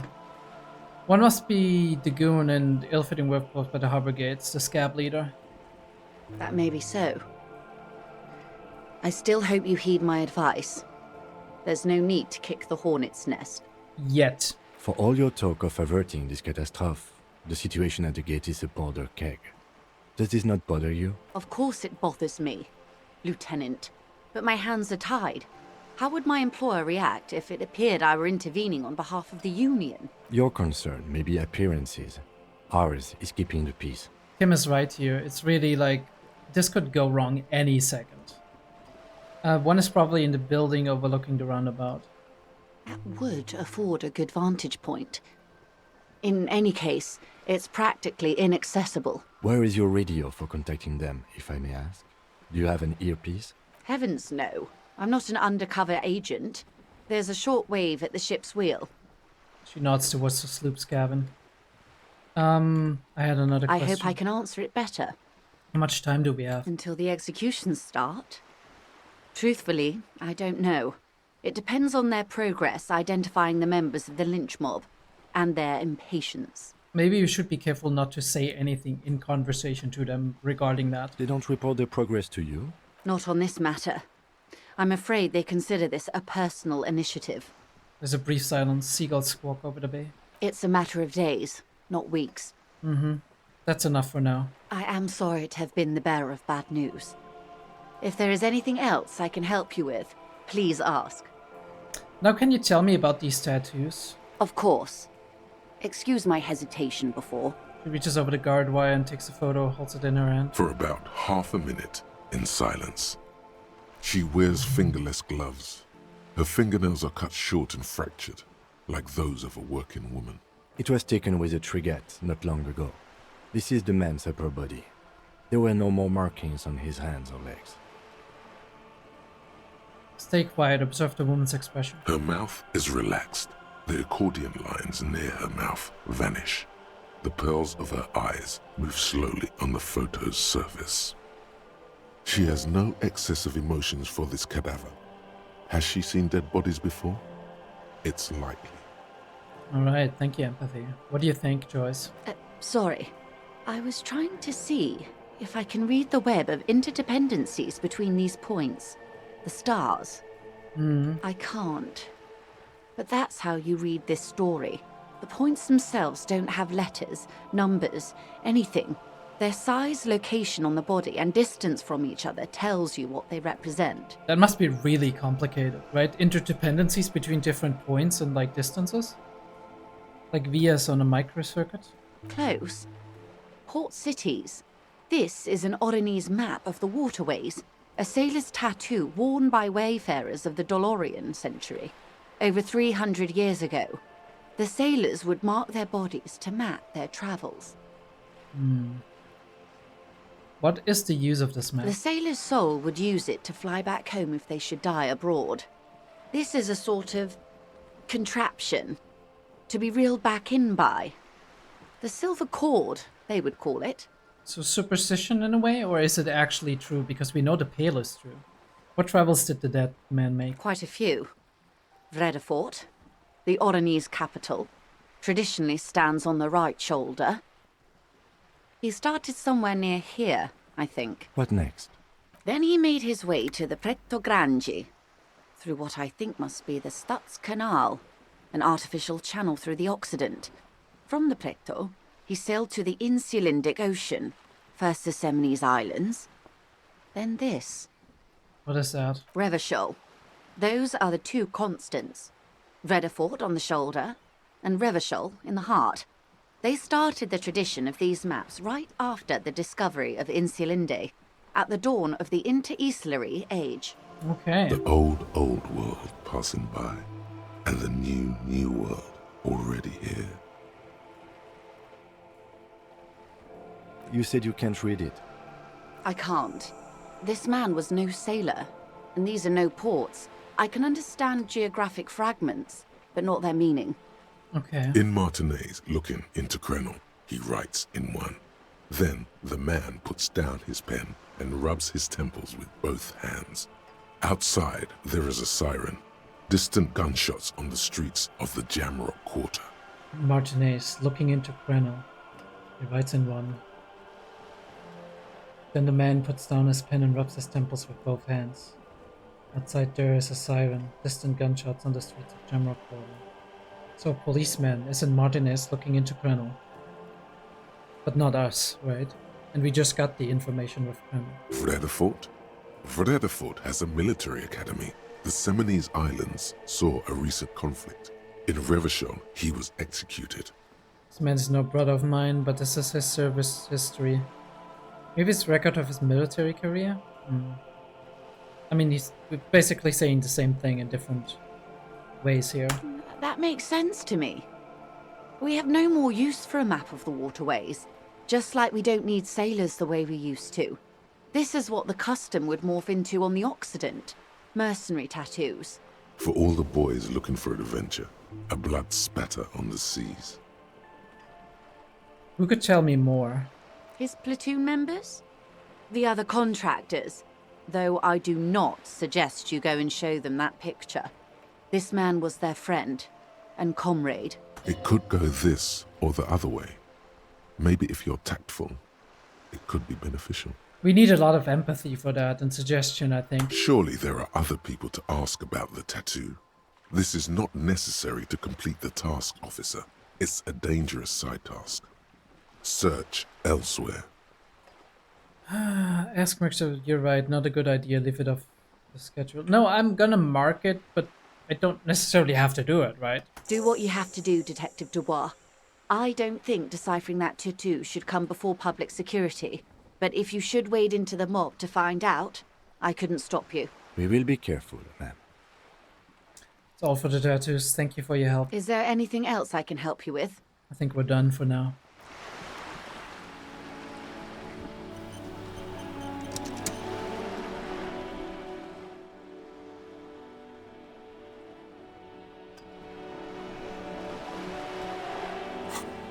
Alright. Ask the scab leaders about the tattoos, confront the Hardys, take on some responsibility, right? Ask another about the tattoos' possible meaning. So we have a couple of things we can do here. Still got like the armored gloves and everything, right? Maybe we'll go to the village. We ask the girl. We still need to go there anyway because maybe we'll kind of talk to the ravers again. And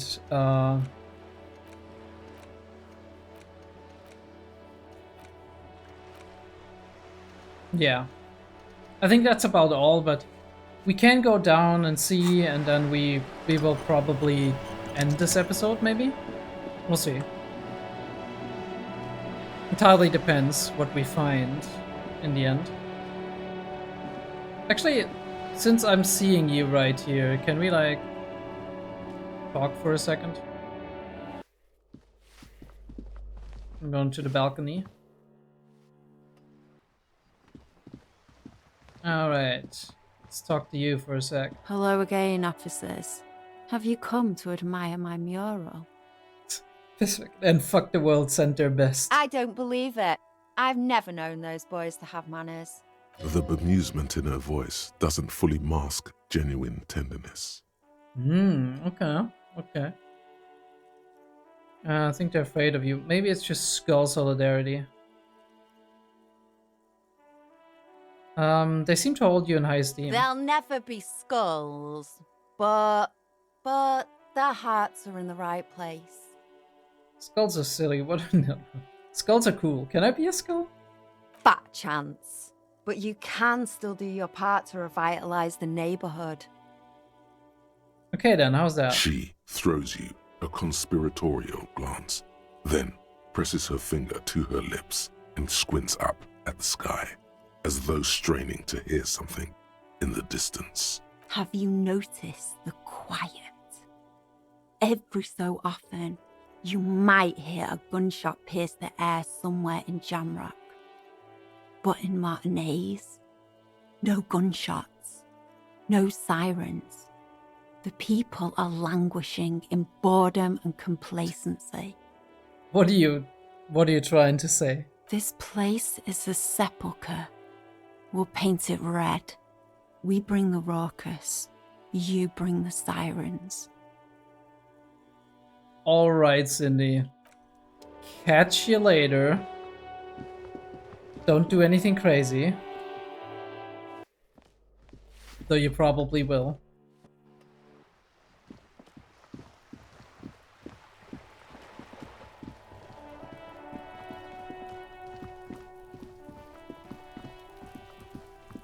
You can't do anything here, right? The door has braved the elements for decades. The copper nails holding the upholstery in place have turned green from the key stops midway in the lock. The tenant's key. The lieutenant looks first at the door, then back at... Alright. Fair enough.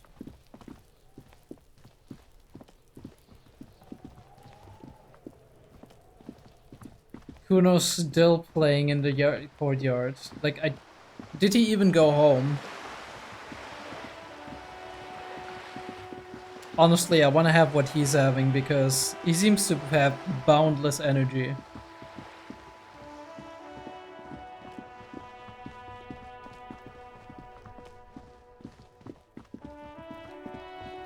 How do I get up there? How the hell do I get up there? Please. We are done with this, right? The trash container. The smell of rotten food rises to greet you. You see soggy cartons, dirty rags, and organic waste. Mm-hmm. The container sounds a muffled gong. Alright, I guess that's that. And Kuno, how you doing? Kuno saw you wield that can. Sweet graffito action, pig. Kuno likes that delinquent shit. Papa's bad to the bone, Kuno. Rotten to the core. I don't know if he's gonna like that, but maybe. Kuno's part is. You're just shit at life. Now what's your case with Kuno?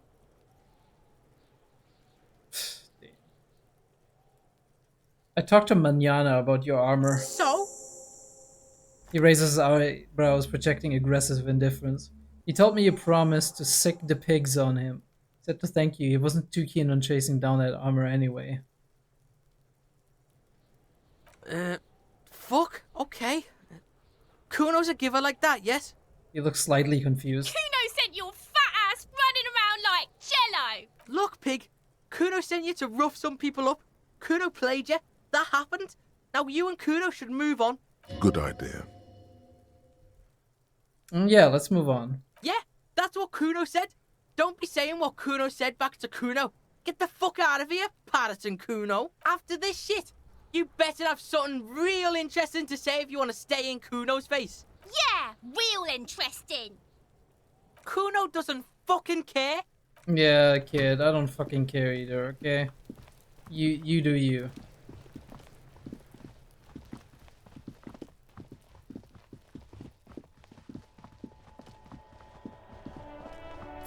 Right, so we could do the Hardy Boys, but like I said, maybe we're just gonna go... We're gonna go out there.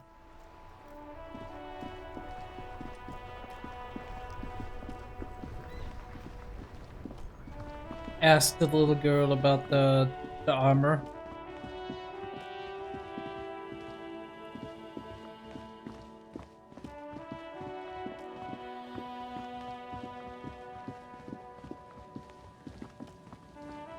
Like, we're pretty close to making some headway. The trap is full of locusts, but they seem weak and unhealthy. A few lie on their backs with their legs twitching. Still, no phasmid. Poor things. Oof. Rip locusts, I guess. I've already been in here, I think. Where the hell is that fishing village? Oh yeah, we can call the dude. But first we ask the girl, right? She should be in here. Hello, mister. Bye! Is that the phasmid? It looks like the phasmid, leaning against the wall. Wait, what are you saying, Inland? What is happening?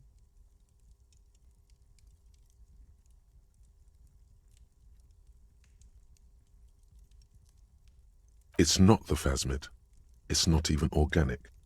It's a fire iron. How disappointing.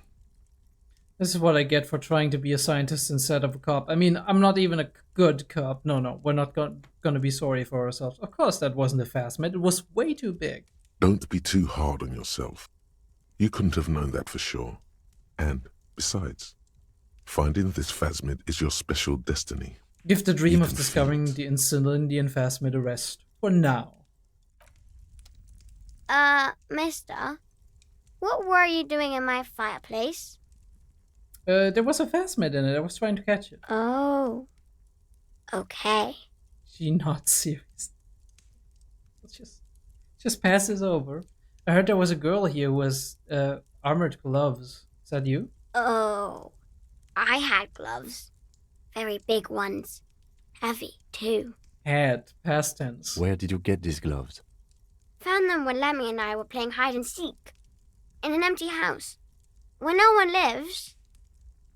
I think someone hid them there. Okay. She doesn't want you to think she stole them. And where are the gloves now? I hid them. The twins were gonna take them. They're stupid. She lifts her stuffed toy up and looks into its one remaining eye as though searching for a confirmation. We are going to need those gloves. It's for important police business. He enunciates the last two words carefully. Oh. She doesn't seem to understand, but the lieutenant's tone has conveyed to her the important part. They're in my sandcastle. Behind our house. Under the sand. You can break the castle. It's not very good. Okay, thank you. Thank you. I appreciate it. Bye! See you, Lily. Or maybe not. Ah, there we go. Okay. Weather has not been kind to Lily's little sandcastle. The once mighty towers are quickly eroding away. You can see something shining back to you from what must have been a vast underground catacomb network. Alas, such is the fate of any building created by mankind. It fades away like dust in the wind. Okay, let's just reach in the catacombs and pull out the shiny object. The walls and floors give way to the giant's greed, collapse and present you with a pair of ceramic gauntlets. Congratulations. That's the gauntlets down then. We're doing good on the armor collection front. Yeah, I'm glad you're so enthusiastic about it as well, Kim. Ooh, 1 interfacing, 2 interfacing, let's go. We're actually making strides.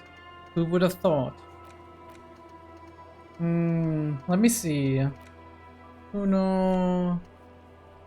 Body processing, heraldic bird, victim tattoos, Titus Hardy. Look into the spookers in the As church. you fold your fingers into a fist, you realize you could knock anyone out with one punch. The white ceramic gloves wrap around your digits comfortably. Your movements cause tiny little clicks, like dice rolling somewhere far away, as the plates reorient to your motions. Decked out in future armor like a cop ought to be. The hardened vitreous enamel, at once sleek and light, adds a glow to your cheeks and a spring to your step. Just imagine what a full suit of this stuff could do for you. You really do Hell feel yeah. more confident. Invulnerability does that. Even partial invulnerability. This gear could line my pockets with cash. I could probably sell it to some other cop. This is long sought after enemy technology. I can't just enjoy it. I must study it. Remember, this is a highly specialized kinetic redistributor meant to stop bullets. Wear it. Observe its properties. See if there's a weakness in the design. This could actually help. I'm not even kidding. This could help us with maybe finding out something about the murder. So we're just gonna do it. If it gets us something, great. If it doesn't, great. Also, we still got 2 skill points? What? We could probably spend one of them. I guess I can level up Half-Light by 1.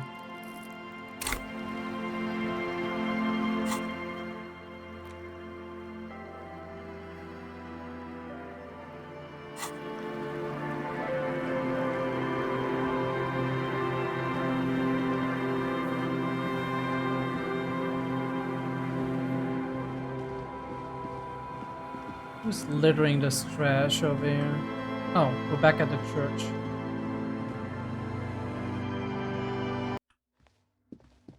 Actually, haven't we looked into our boy over here already?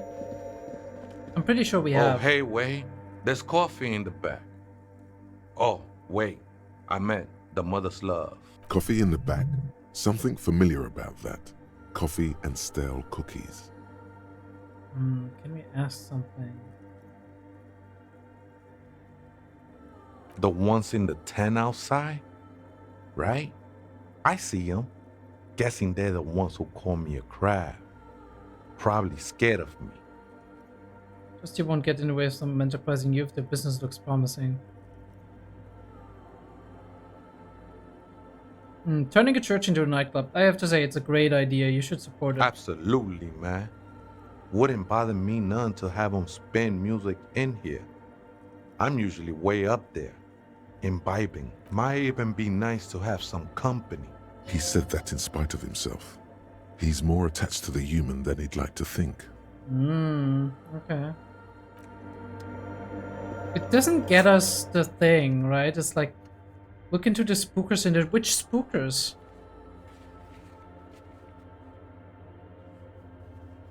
Already some people found out who those people are and what they want. I mean, we already did. I'm pretty fucking sure. It's this guy. Oh, hey, wait. Coffee in the back. Something from... Did you witness? Not really. Or at least I don't remember much of it. I circled it. Nurtured. The sinewy figure lingers. Never known myself to be a crab. But if that's the name you got for me, I won't stop you from using it. If you're not a crab, then what are you? I always thought of myself more like a flame, flickering along the rafters. It's actually pretty creative. Beams. It may be that I gotta work on my technique. That's not the only technique he's working on. Look at those carved sculptures. And is that a satchel of tools over there? I was in a gangway, but my memories of that time are fading. Most of them are already gone. No, man, you gotta let that shit go. Then the mother's light touch will fill you with rapture. Do you remember your name, sir? The lieutenant is not particularly interested in this information. He's just trying to assert some control over the conversation. Tiago's my name, but those syllables don't mean much to me these days.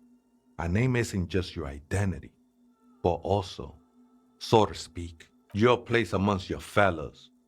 Your place in the world. I ain't got no use for such a place anymore.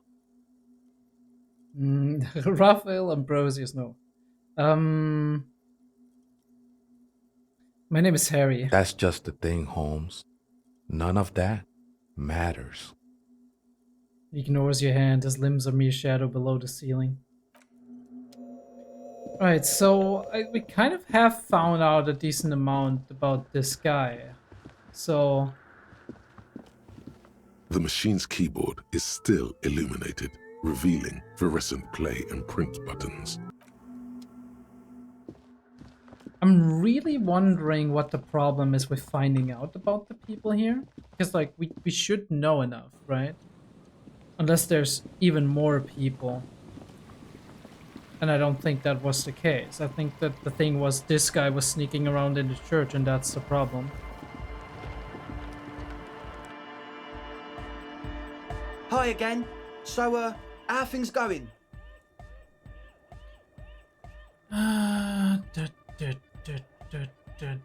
Logic, huh? We could, like, As always. Just check.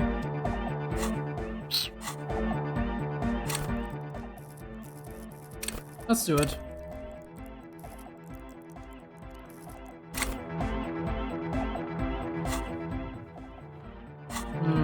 We're gonna be maxing logic now. +2 logic.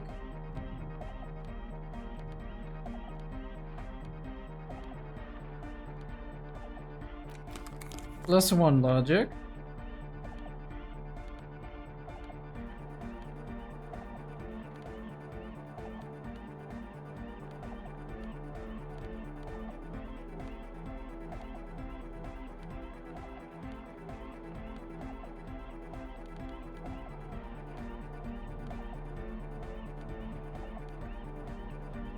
I don't know what else we could be using, to be honest.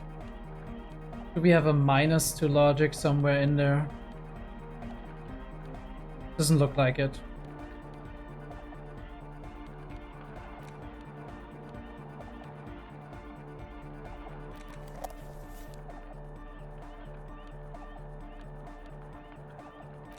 But actually, there it is, a brave little army in your pocket. The first Smokes platoon, 20 brave souls standing in salute, ready to step into fire for you, sir. You picked the best one. This soldier is fat and succulent. Oh, holy shit. What are you waiting for? Light up. Re-become yourself. Light it up. Get a load of this rock and roll cop here, people. Johnny Thundercop fishes a cheap lighter out of his pants. With a flick of the thumb, there's fire. A primal satisfaction. Here we go. The lighter's dark green disposable plastic. Safety's off. In your case, the safety is always off. Hell yeah, brother. What are the repercussions if I do this? Repercussions? There's a high risk of glory, with a mild chance, cool genius. Smoking makes you into an intellectual. Everybody knows that. It will help you concentrate a bit. That much is true. It only lets you concentrate because you're in nicotine withdrawal. It only mitigates its own. Blah, blah, blah. Boring. Light it up. No.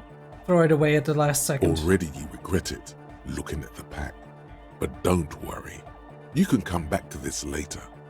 The army of Smokes is honorable and faithful to you. You have your entire life to return to it. You've passed up your chance to start smoking cigarettes for now, but don't worry. The option to start smoking becomes available again in 3 hours. Thanks, tutorial agent. We put away the smokes. We won. I'm just doing that because my thought is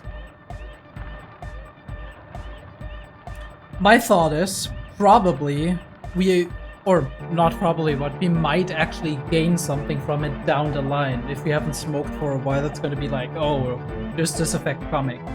Maybe that's like illusion on my part, but you know, nicotine withdrawal, so right? Like you're getting used to it again, and then it's like you're at a higher standard again in terms of like stress and relaxation. Hi again. So, how are things going? Let's try it, hell yeah. A number of things don't add up. Yes. Let's take a look. How about gather around, kids? Okay, kids, now gather around. The young speed freak puts down a busted capacitor and looks at you. The one with the large head seems very enthusiastic about whatever you have planned. Their would-be leader is less amused. Sometime in the past, I'm not sure when and how, I fell sick and became the shadow you see now. But before that, I have reason to believe I was a police detective. Got bad news for you, Andre. Things don't add up. Okay. I'm just gonna roll with it. But you still are! Thank you for your kind words, but everyone in here sees I'm a disgrace to the uniform. I was good enough in this job to be awarded the rank of Lieutenant Ye Freighter. Could have been a captain, imagine that. What happened? Egghead looks serious suddenly. Disco happened. No. Life told me a new asshole. I did. I happened to myself. I think I'm gonna go for 3 because disco is cool, we established that, right?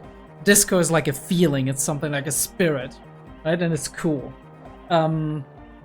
Life told me a new one, externalization. I'm like, oh, life fucked me over, dude, right? Like, oh, woe is me, right? But it's like, I did, I happened. That's a real downer. He shakes his large head. Now, obviously, that might as well have been 1,000 years ago, but there's still some detective left in me. The young speed freak is silent. He senses something is wrong. You're sober. What is hard for you to keep sober for this meet? Was it hard? Ooh! This isn't the making of a club. It's a tent full of laboratory equipment for manufacturing drugs. Ooh, what the fuck? Okay, what are we going for?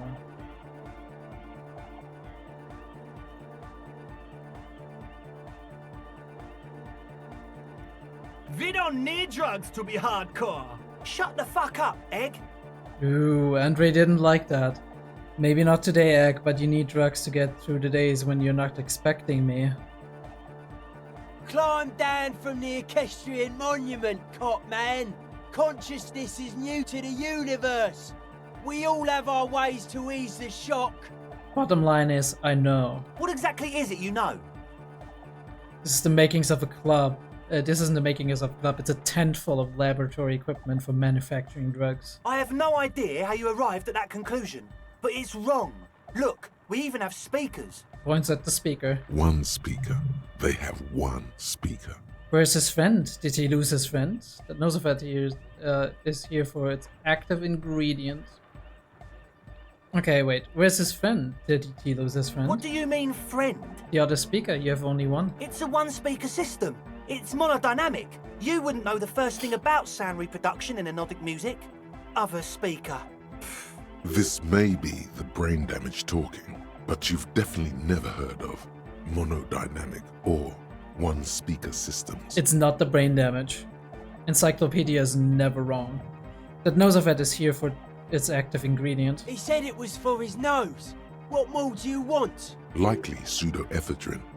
Almost exactly the shape of ephedrine.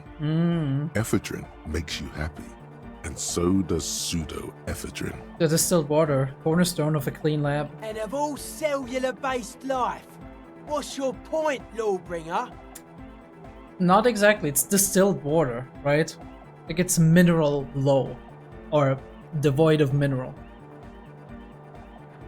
You're not gonna drink distilled water unless you wanna end up in the hospital, okay? The ether in the air, a useful solvent, good for getting acting agent out of a solution. Make up your mind. First it's the sweat, then it's the ether. He smiles nervously. There's no need for me to pile on anymore, is there? No shit. Sounds tired. In short, you tried to use a police detective to set up a drug lab. That's... Come on, that's... Preposterous? Against the law? Punishable by summary of execution? I meant to say, not true. So what are we going to do with you? What do you mean, do? There's resignation in his voice. He's almost ready to drop the act. It wouldn't take a lot of pushing. The optimal way to go about this would be indifference. It begins by you telling him you don't care about any of this. Thank you, suggestion. I was actually going in a similar direction of being like, look boys, just like child's play. Help me out here and maybe I'll help you out in not actually, like not setting up your drug lab, but in passing this over, right? We do this lawman style. First you tell me everything, then I pass judgment. You tell me what's really going on and we'll work from there. I can be lenient. I don't really care, just want to crack the case. Do what you want and I'll do what I want. Really? He sounds relieved. Of course not really, I'm a cop. Now tell me what's going on immediately. Really, I wanted to ask you about something else. You wanted to just ask me about something else? Or you can tell me the plan for the church, what the plan for the church really was. Yes, I did. I'm that kind of person, now tell me.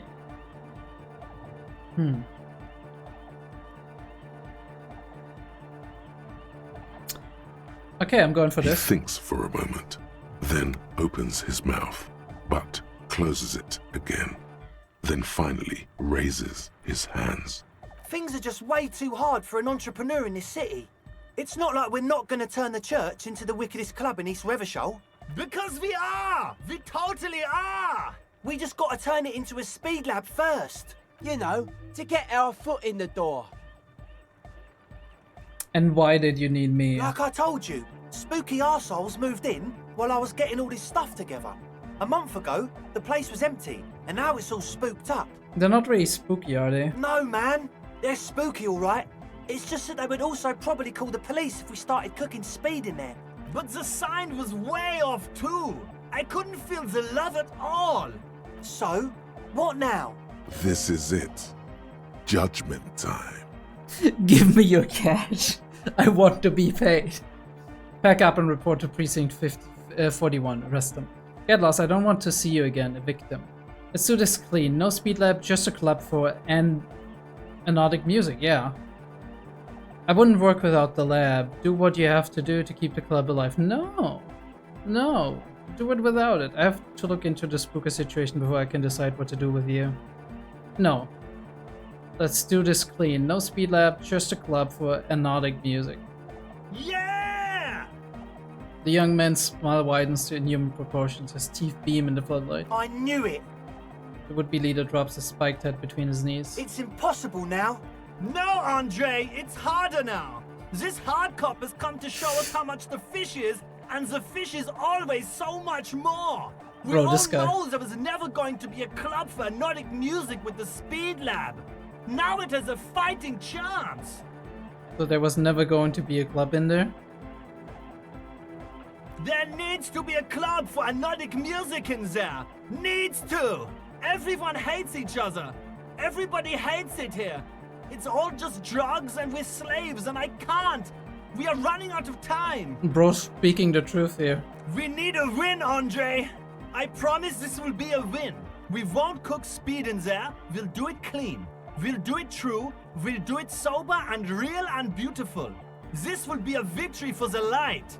Alright, let's call this incident crime prevention, but I have my eye on you. Okay, we'll try to do it without the drugs. He raises his head from between his knees. Alright, man, you won. We'll do a straight club up in there, spinning the maddest reels and nothing but. I swear to God. Okay, Egg? From here on, it'll be straight all the way. Alright, let's fucking go, dude. As always, we'll be right here, waiting patiently for the news. Yeah! The young man with the tape recorder Do we have to acknowledges sign your now? return. When he looks at you, he squints as though you were the setting sun. This is hardcore. Say nothing. Hardcore! Still say nothing. Hardcore to the mega. Say nothing. Internally coherent. Still say nothing. Encore! All right! Yeah! He furrows his brow as his very large head traces the sublime invisible movement of the music in the very real air of the stuffy tent. Hardcore! Ah! He lets out an agonized roar with a feverish, obviously not too hardcore beat below. No, but seriously, I'm a little worried it isn't. The question is, what is the question? That would have been good if I had asked you questions, but I didn't. No, it's just idiotic. But there was a question? Oh, damn it. Fantasy heavy. Hardcore! Hardcore! Hardcore to internally Encore! All right! He furrows his hard. The question is, what is the question? Just answer the question. But there was no question. Holy shit. Okay. I have no idea, dude. We just need to trial and We're error close. this. That's the young man with tape player and the large Bordero boots. Lung-shaped tree sprout on his silver belt buckle. True, hard, full, core! Hardcore! Hardcore to the mega! Internally coherent. Good morning, yeah! 1, 2, 3, Yakokata, the place to be! Yakokata is a hardcore play! An intricate system of irrigation networks pockmarking the earth. Intermittent seas of phosphorus mud, ripped tarpaulin fluttering in the wind. A pair of molten rubber boots also comes to mind. All in all, a truly hardcore place. Holy shit, I need to talk to you later, I guess. I see you're here again. Offside, man. Did I mention getting us into the church would help? Alright, I mean, we already did some nice stuff for that.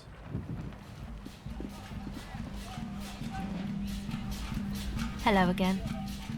Your associates tried to use me to set up a drug bag. I'm guessing you knew of this plan. I did, and I'm sorry. She doesn't appear surprised. Which isn't much. This is why I didn't go into the tent. Typical delinquency. You don't get to choose your posse, they choose you. Mine are idiots, but they're mine. I tried to talk Andre out of it.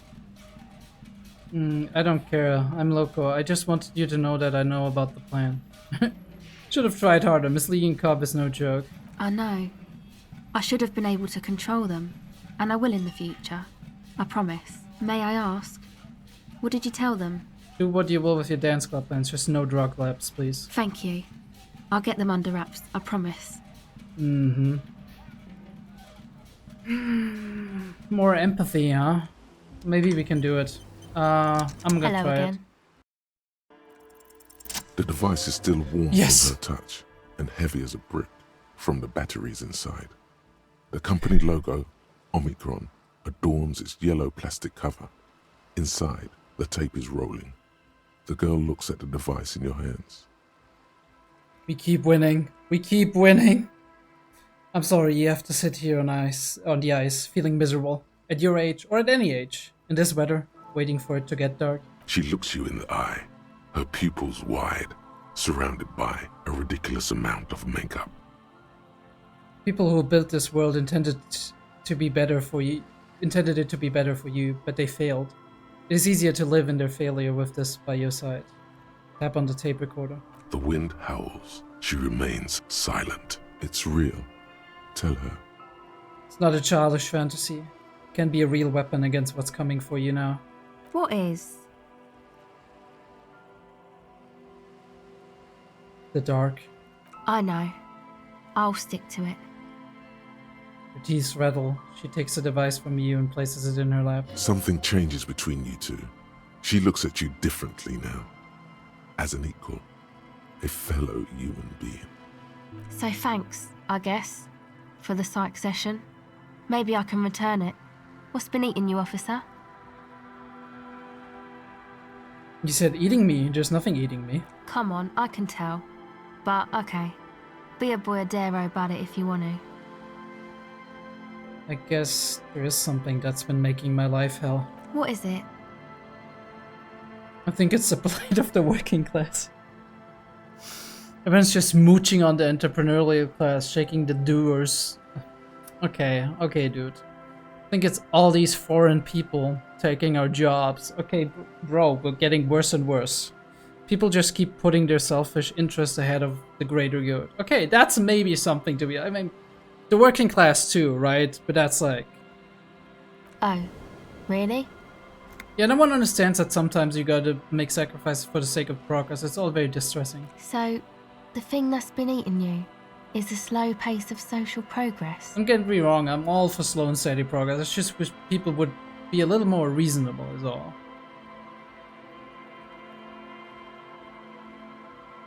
Okay, so you're not that upset, it sounds like. Are you a psychologist? Hello? I told you I'm highly distressed by the state of affairs. Uh-huh. And you're sure it's social progress you're distressed about, and not, I don't know, some chick? Holy shit, ouch. Perhaps. I'm positive. Shut up, Volition. Shut the hell up. I'm positive. Now I had some questions for you before all this started. Go ahead. Never mind. See you again.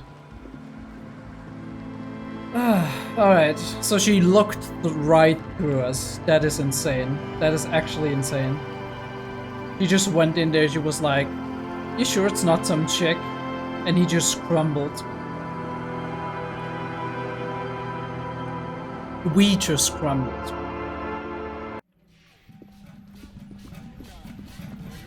Wait, what the hell?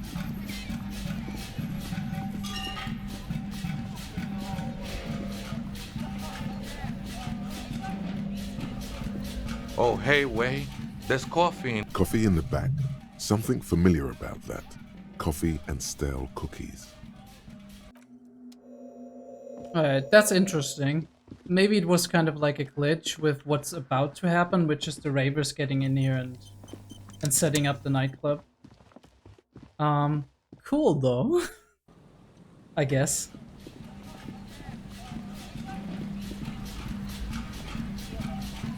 I would say we're gonna go back.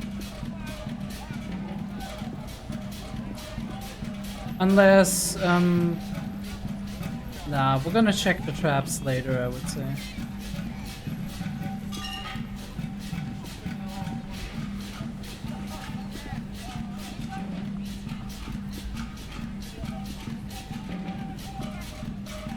The scruffy-haired little boy.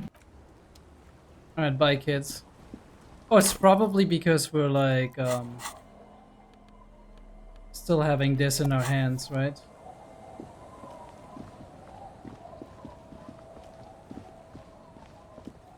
Actually, since we're going back, we need to intimidate the Hardy Boys, right? So I would say like the main thing here is trying to find some clothes that can like help with that. Probably something that is increasing our authority. Anything that's increasing authority. We have very little that's increasing authority. Right. Maybe we can do things that is well, like we got logic, but we're not getting through to those people with logic. So suggestion is better in this case. We don't have a lot of heads. I think those two are the only ones. Logic minus authority. We don't want classes that gives us minus authority. Drama is also very important. We might need visual calculus as well. We'll go for that for now. Maybe we have something else. Minus perception. No, we want perception. Okay, +2 on trauma on like the necktie. Inland Empire, Shivers. Yeah, Volition and Inland Empire. Don't need that as much. The gloves give us perception. This one gives us empathy. I don't know if we can actually help with empathy on that one. Okay, but through here, interfacing 2 is perfect. We need to look at pants. Pants is plus electrochemistry minus savoir-faire. This one doesn't help much. Don't have another pair of pants. A shirt. Okay. Rhetoric and minus empathy. We got physical instrument, which probably isn't gonna help us right there, but I would like to keep it on in case there's a confrontation coming. Esprit de corps and visual calculus versus composure, Shivers, suggestion, half-light. Suggestion might help us. Sure though. Conceptualization, esprit de corps, pain threshold, and half-light. -1 on drama. Don't like that too much though. Esprit de corps and Shivers. We got enough composure, I think. Maybe. Maybe we'll go with like composure on that one.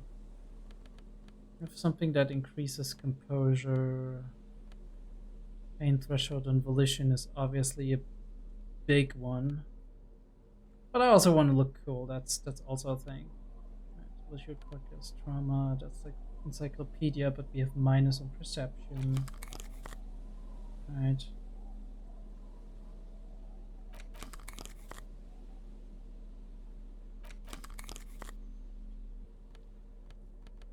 I mean, we have plus on perception on another one, right? Or maybe we don't. No, we don't. Savoir-faire plus electrochemistry. I wish I had other pants, to be perfectly honest, but it is what it is. For now, I think this is a good one. We only have minus on 1 perception, and perception is 4, which isn't great, but it's okay. So I would say that's a good preparation for what we're about to do. I mean, I guess at least the best prep we can have for now.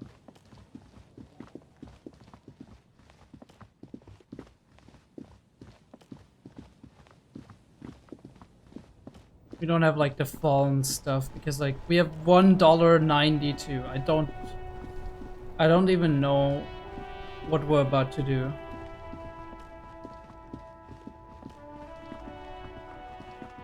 Actually, one thing before we do that.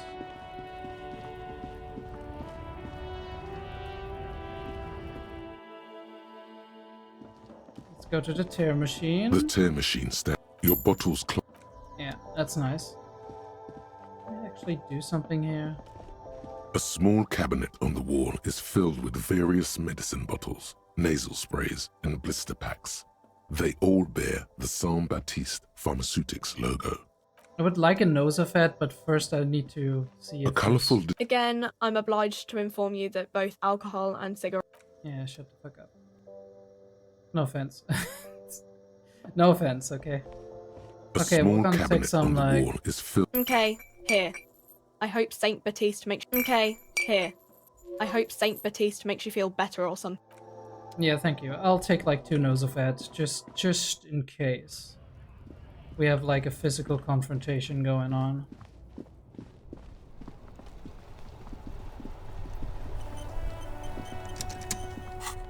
What's that? A speeder call in visual calculus versus pain threshold volition, but minus on empathy.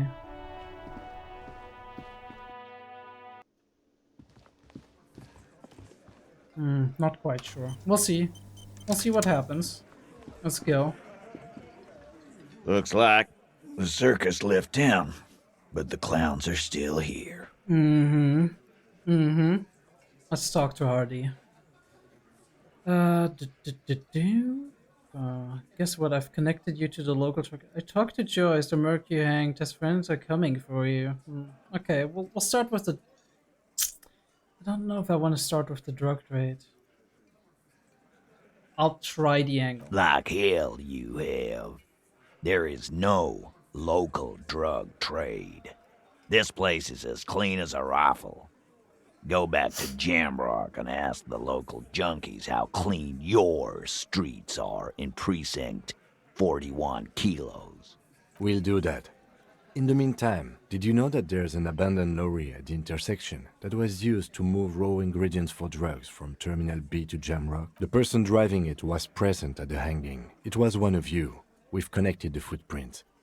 Detective, do you want to deliver the coup de grâce? The thought forms in your head, like a lightning strike branching in the sky. Reaction speed, let's go. No, the thunder is his. Leave it to the lieutenant. You're right, there's no local drug except you, pointed Titus. No, do the honor, you've earned it. Not at the lieutenant. Let's go, Kim. I'm gonna serve you. I'm gonna serve you the opportunity. Thank you. You're right, Titus. There is no local drug trade because it's all controlled by you. You're the drug trade. That's a mighty interesting theory. I guess that's what you would need to do, theoretically. A big, strong, state-run monopoly would outcompete the runts on the street. Yeah, man. Theoretically, that's what you would do. To get rid of the gangs, the dealers, even some of the junkies. You would need good, trustworthy people to take their place, of course. Hardy men to run such a monopoly. For the good of the community, of course. It was like, you're a Samaritan, aren't you, Titus? Yes, but that just sends everyone else to Jamrock, doesn't it? You just diverted the flow to Jamrock. You've made it our problem. This is disgusting. You're admitting to profiting. Okay. Good idea. People are always going to do drugs. At least this way you can get some control. Yeah, keep telling yourself that. I know for a fact that there's still plenty of drugs out there. Let's go with what Rhetoric was saying. We haven't done anything. But theoretically, it has to be someone's problem.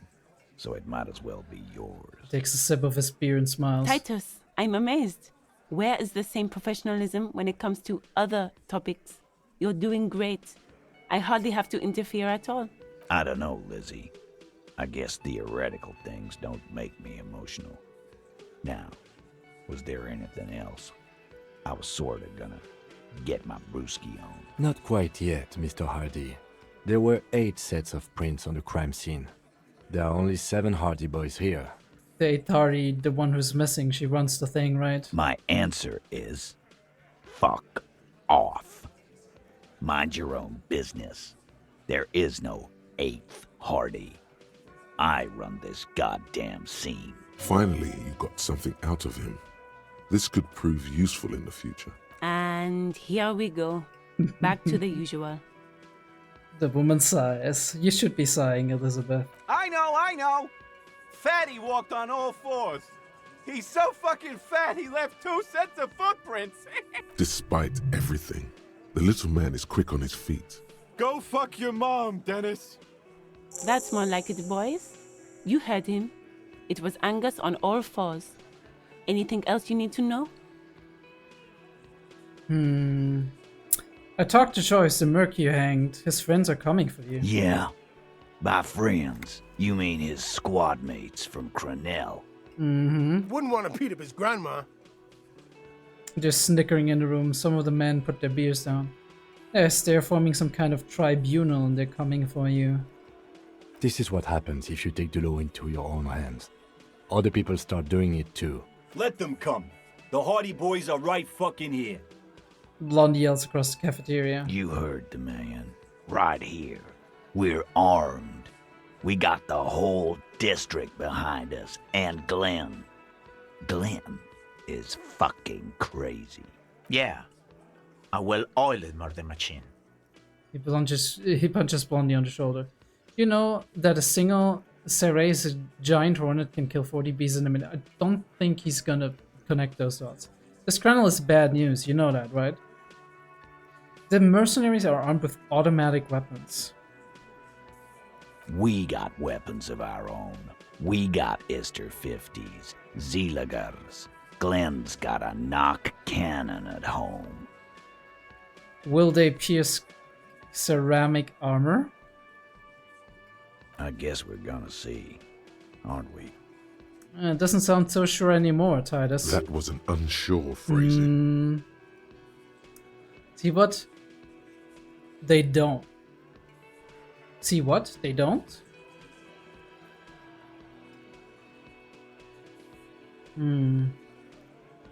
For your sake, I hope you're right. No. Yeah, like you've been up against ceramic armor. Takes a sip of beer to bide his time, then tries to get the last word in. You haven't even seen the whole suit, right? I've seen the whole fucking thing, and it didn't make him immortal. Because you got him close quarters, my dude. This Crenell's bad news, you know that. So are the local gangs, the fucking Barmy army, and the Madre scum. You've been out there. Seen any around? Yeah. Where are they now, huh? Sent back to Madre in an airtight cargo crate. These people are trained military professionals with decades of combat experience. They are not a gang or a barmy army. You tell him, Kim. No, they're not. They're uncoordinated and drunk. We know more about them than you think. Joyce said they've gone rogue. Nobody's controlling them. Big fucking surprise.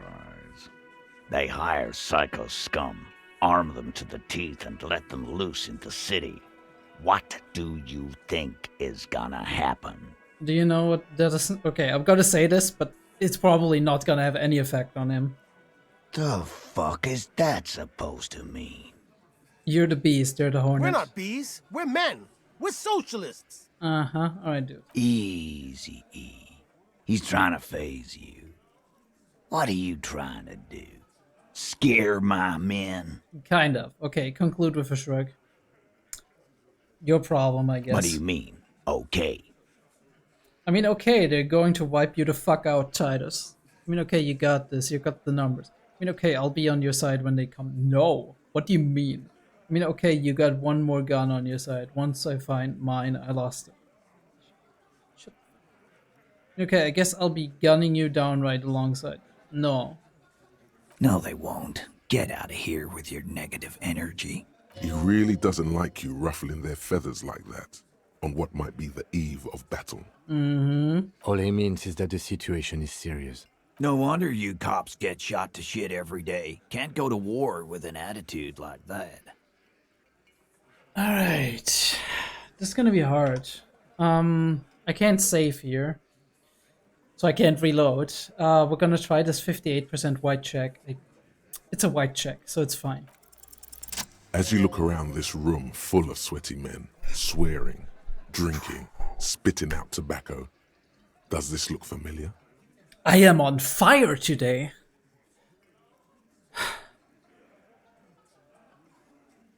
Where have you seen this before? Where have I seen this before? You believe the place was called Precinct 41. It was also filled with, almost exclusively, men, sitting on desks, talking shit and wasting time. I get it, Titus. You guys really are the authority around here. Huh? You must be. You're just like real cops, drinking beer and sitting around with your dicks in your hand. You got a problem with beer now? Not quite there yet. Push on. No, I got drunks. I got drunk so drunk I drove my car to the sea. I don't give a shit either, just like you guys. No, I'm also a big fan of beer and jerking off instead of helping people. I have a beer problem, but not a problem with beer. I also have no idea how to do my job, like you. What would egg him on the most? That's the question, right? Did I tell him they don't give a shit? That I'm telling them they're not helping people?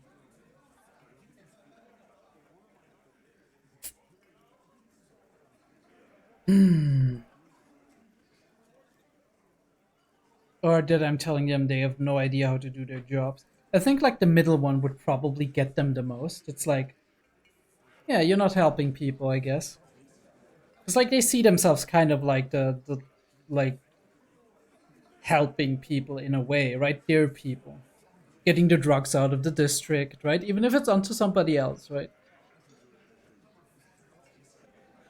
Not giving a shit is almost something they can pride themselves on. Something it's also very vague, right? How do you interpret that, right?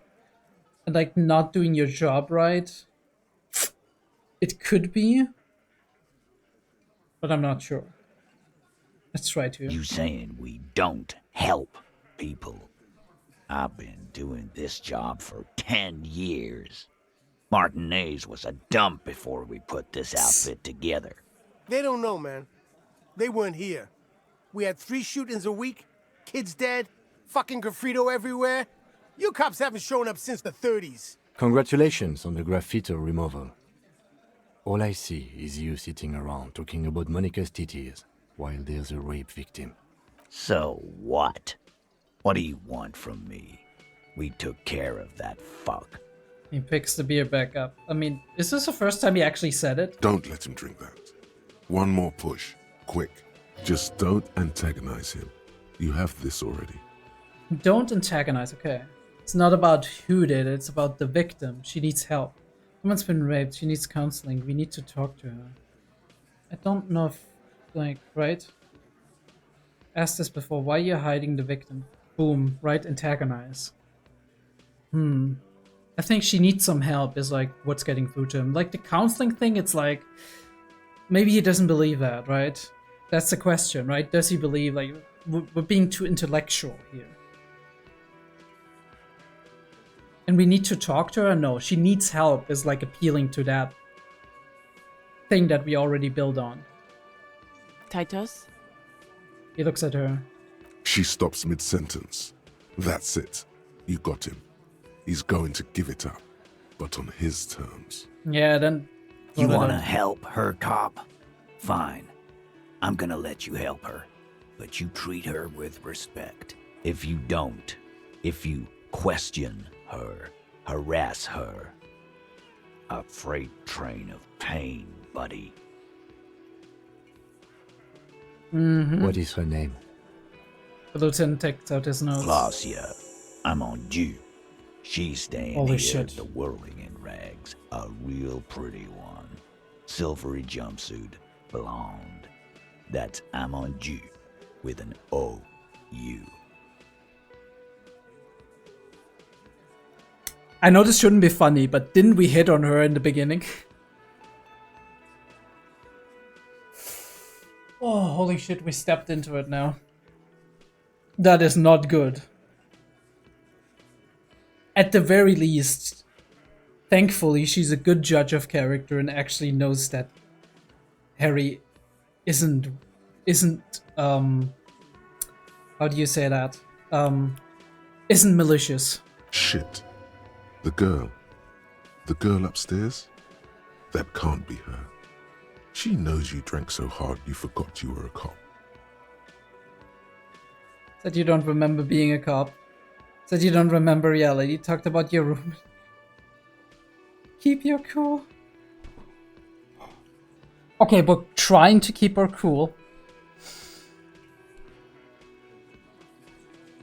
But we're not going to, right? Oh! Can we avoid that? Or is that just giving up immediately? We're gonna do it. You inexplicably add cool after the victim's name, with your eyes bulging like some wild beast. Your fingers are fidgeting and sweat starts forming on your brow as Titus looks at you oddly. I don't understand what's so cool here. Nothing. We just have a few more questions. Then we'll be on our way.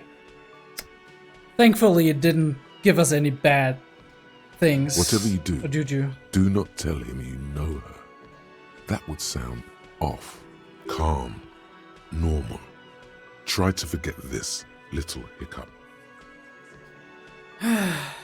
So, what is your relationship with? I think I know her now. Thank you. Okay. Also, what was her relationship with the mercenary? Relationship? There was no fucking relationship. He raped her. That's their relationship. Yeah, but maybe they knew each other, right? You don't know that. Something is off here. His anger is possessive. So he has something with her. Like, one of the questions actually tipped me off to that, but... Was like that karaoke incident all over again. Or like some of the other girls he was harassing. Okay, enough. All of this is irrelevant to your stated investigation. So...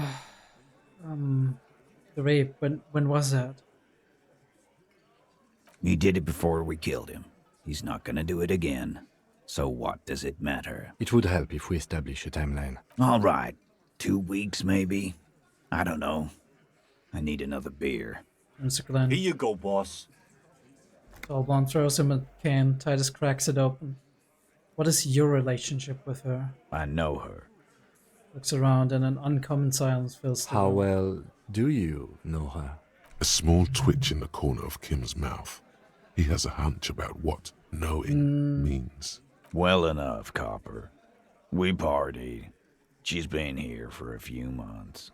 He tries to make it sound real casual, but the muscles on his neck tighten. So she's not from around here. You mean Revachol? Nah, she's an immigrant. Or a drifter of some sort. Been staying here over the winter. Don't you give her any more trouble. She's just had some bad luck, that's all. And I don't think I'm gonna give her trouble, Angus. Shut up, Angie. She doesn't need your help. Titus gives them both a look. They fall silent. They're cracking. I love it, right? It's like just the little tiny things. What's with all the silences? It's like these guys don't know how to feel about this. You should keep picking at it. That you partied, cool, that's cool. But what did you mean? What do you think I meant? Avoid.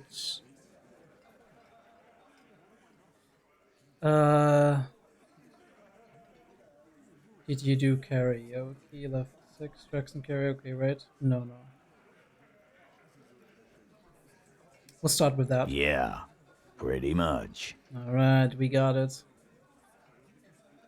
So you're saying you two were close? No, we just fucked. That's all.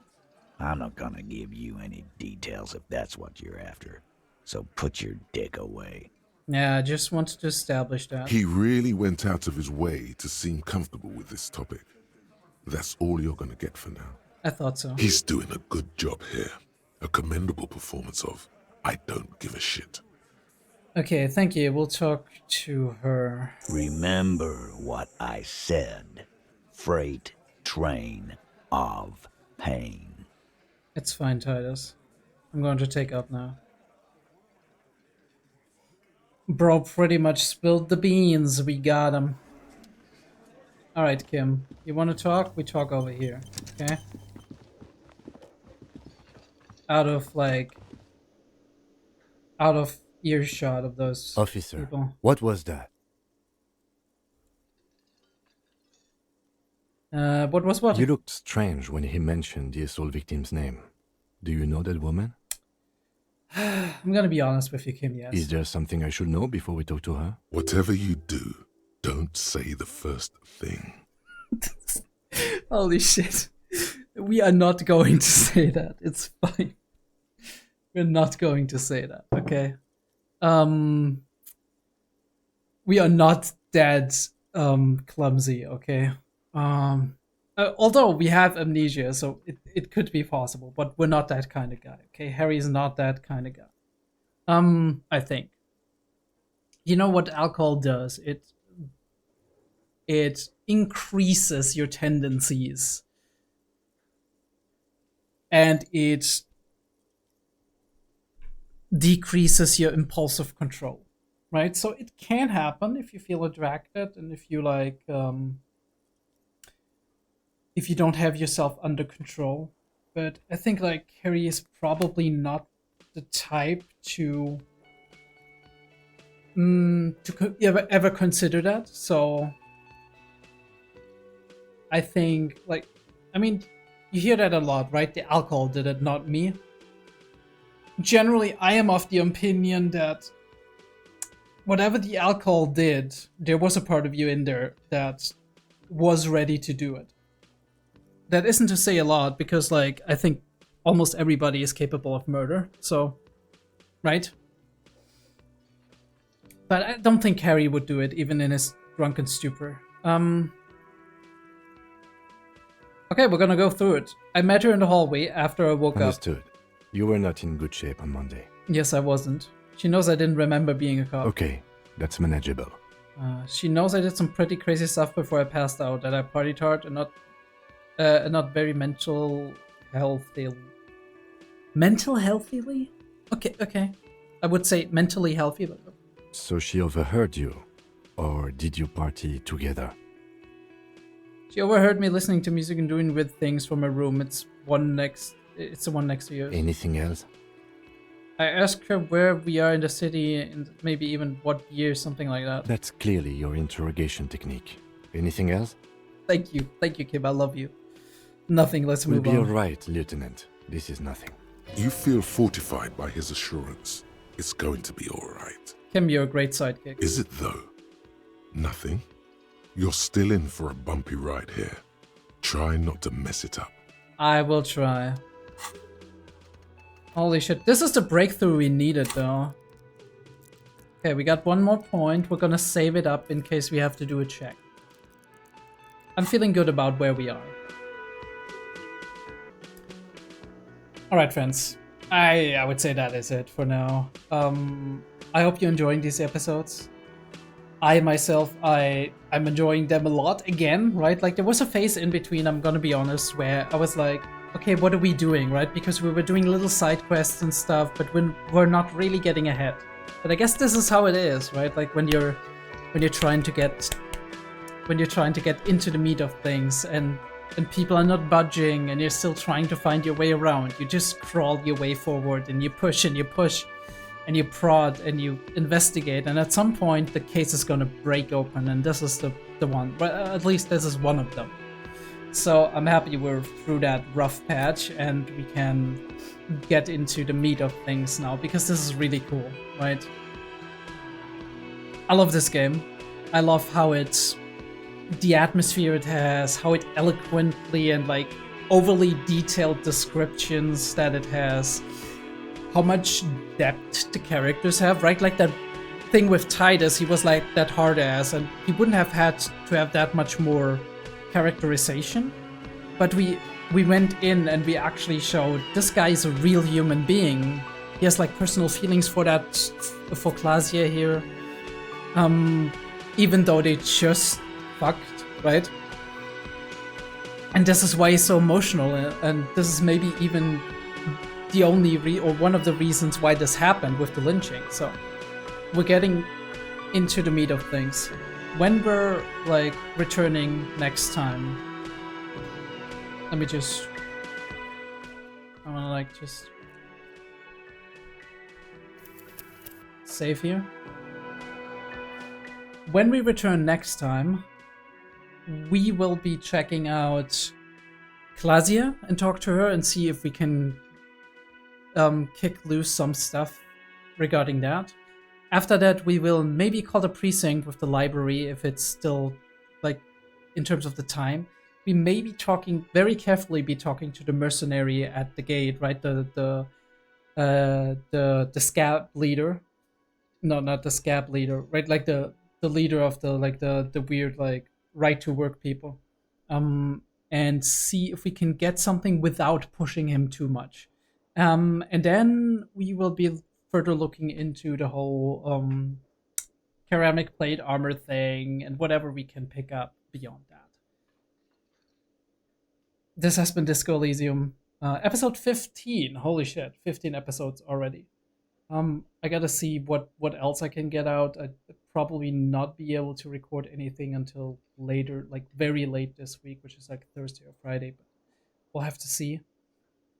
In the meantime, there's new stuff on Patreon, as you can see. And there's obviously also new stuff on YouTube itself. I hope you're enjoying these. If you are watching this on YouTube, it's going to be quite some time later. I hope you enjoyed. Like and subscribe if you want to see more Disco Elysium, if you want to see more Silk Song maybe. And do let me know what you think about the series, right? If you want some like thorough character analyses, we can look into that maybe. I haven't done anything like that before, so it's going to be a tough challenge for me, but I really want to maybe dip my toes into that. Shout out to Eurobrady. He does a really good job at like analyzing games and stuff and looking into characters with his little like on the screen board thing where you can just like write down really cool stuff. Maybe I'll have to get something like that too. But yeah, until next time, I hope you all have a wonderful, wonderful Christmas, because it's probably going to be around that time when when this episode releases, and I'll see you.